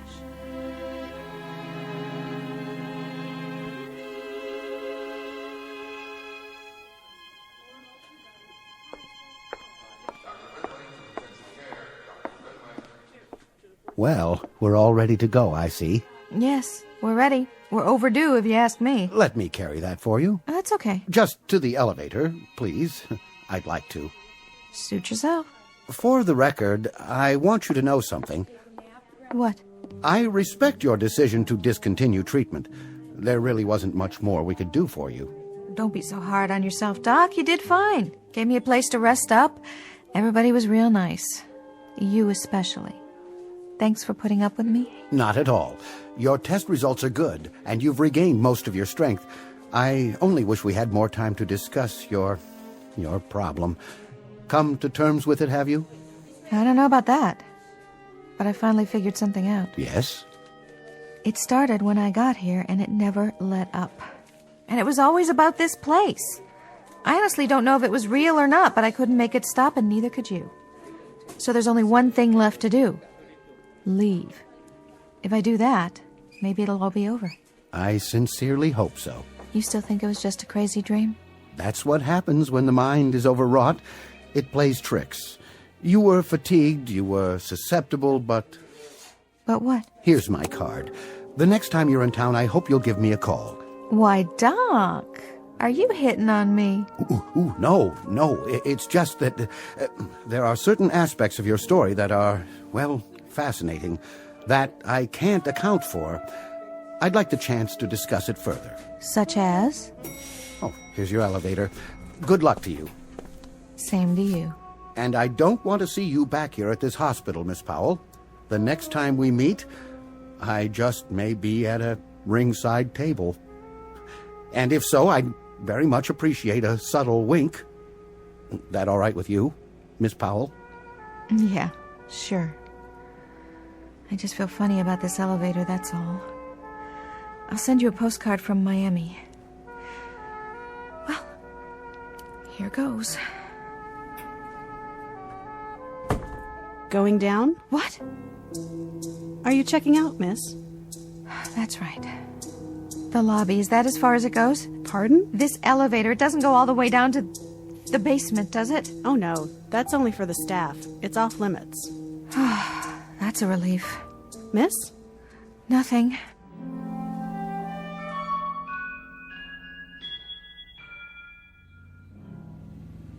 You look good in that new dress, kitten. Thanks, Barney. I mean it. You don't think I gained weight? Are you kidding? You got the best chassis in the business. Always have and always will. What's the weather in Miami? Oh, it should be perfect. You're gonna enjoy it down there, I promise. The sun, the beach, and no dancing. When you're ready, you let me know. I'll book the classiest joints in the country. 1 week gigs, cash up front if that's what you want. Strictly up to you. Hey, are you laughing at me? No, Barney, I was just thinking. They sell postcards at the airport in Miami? Sure they do. You gonna send me one? Maybe to the doc. Old happy boy. The stiff? I think he's got a crush on me. Might give him a thrill. Maybe a picture postcard of a girl in a bikini. That'll get him talking back at the hospital.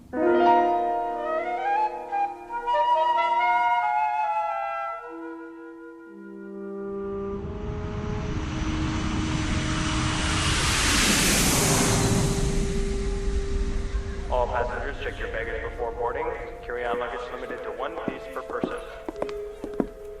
Well, here you are, kitten. You can take it from here, right? Okay, Barney. What's the matter? You got a thing about airports, too? No, Barney, I don't have a thing about airports. It's just, I was cooped up for so long, it's hard to believe I'm really going. You excited? Well, sure I am. Who wouldn't be? All right, dollface. You got a ticket waiting for you at the counter. Thanks, Barney. You're the best agent a girl ever had. Hey, thanks, doll. See you in the funny papers.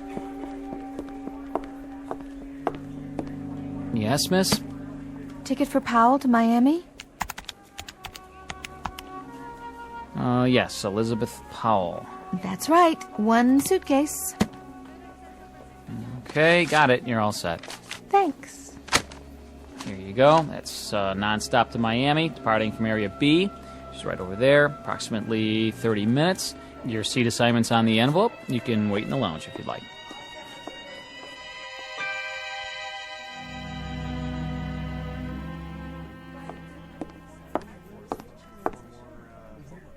Well, hello there, beautiful. What'll it be? Ginger ale, straight up. You sure? I can mix it up any way you want. Tall, rocks. What are you staring at? Just taking in the view. Well, knock it off, Buster. Anybody ever tell you have eyes like a tarantula? Hey, that's not very friendly. Well, I was friendly till I came in here. 1 ginger ale coming up. Is that the right time? What? The clock. Remind me when it's 30 minutes. Make it 20 to be safe. Sure, but you have a watch, don't you? Oh, yeah. Yeah, I do. I forgot to wind it. There you go. I'll do it for you. Keep your hands to yourself. Got it going. Be quiet so I can hear. First call for passengers to Miami. Pre-boarding for those already checked in. Please go to Area B. Where's Area B? That's downstairs. Elevator's right over there. Don't worry about it. I'll pour you another one. Hey! It was that crazy feeling again. I was thirsty, but I was awake. It wasn't a dream. It couldn't be. Not here. Just the same, I took the stairs. No way was I going down any more elevators. It took me a while to find it. Maybe I didn't want to find it. Like I knew. By the time I got there... Where's the plane to Miami? Flight 22, it's right through this gate. It's already boarded. What flight? 22. Is there anything wrong, Miss Powell? I had to decide right then. I was wide awake and I was tired of being afraid all the time. I had to see it through. You'd better hurry if you want your seat assignment. This flight's overbooked. All right. I walked into the tunnel and went up the ramp. I was the last one. Everybody else was on board. That only made the feeling stronger. First the ticking, then the glass, and then... Just show your boarding pass to the stewardess. That was when I saw her. She was about to close the door to the plane. Her hair was dark, and it was tight against her head under the cap. Then she heard me and turned. Room for one more, honey. No! Please, no! Hey, why didn't you get on the plane? Are you ill, Miss Powell? No, it's not a dream. It's not. Your plane's boarded. If you don't get on right now... It never was a dream. I'm awake. Better call a doctor. She's hysterical. Look at that woman. What's wrong with her? She's white as a sheet. Like a glass of water? What? No! No water! There it goes. Wave goodbye to Daddy. Oh my God! Something's wrong with the plane! Oh my God! It's crashed. It just hit the ground and blew up. Emergency. Code red. We've got an airliner down. Repeat. No! Flight 22 is down.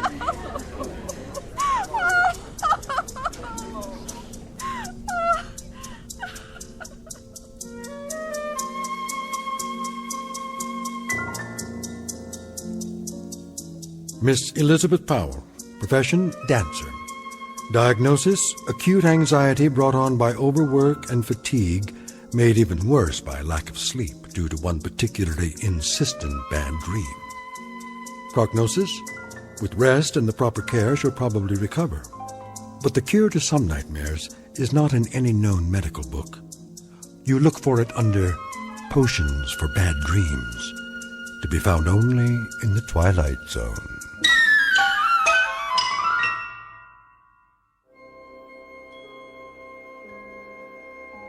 Hi, this is Carl Amari, producer of the Twilight Zone radio dramas. I'd like to take a moment to tell you about our official website at twilightzoneradio.com, where you'll get the latest news and information on these Twilight Zone radio dramas. Plus, at twilightzoneradio.com, you can digitally download 3 free episodes or any of our episodes for only $1.95 each. In this age of ever-changing technology, we've decided to make these episodes instantly available to you by making the Twilight Zone radio dramas a digital download-only series. This means that this series will no longer be offered on CD. The CD collections at our website are now being offered while supplies last at buy one, get one free. So be sure to get your favorites before they're sold out. Be sure to visit us often, and I'll see you in the zone.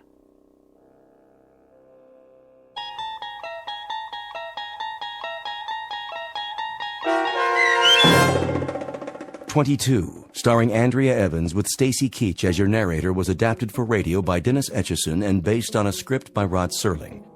Heard in the cast: Rick Peoples, Richard Hensel, Linda Ryder, Meg Thalken, Maria Stevens, Irene Olson, Carl Amari, Roger Wolski, Doug James, and Peter DeFaria. To learn more about the Twilight Zone radio dramas and to obtain audio cassettes and CDs of these programs, visit our website at twilightzoneradio.com. The producers of The Twilight Zone wish to thank CBS Enterprises, Carol Serling, Dennis Etchison, Dick Brescia Associates, Claire Simon Casting, Don Longo, Terry Jennings, the American Forces Radio and Television Service, our sponsors, and our radio affiliates for helping make this series possible. This copyrighted radio series is produced and directed by Carl Amari and Roger Wolski for Falcon Picture Group. Doug James speaking.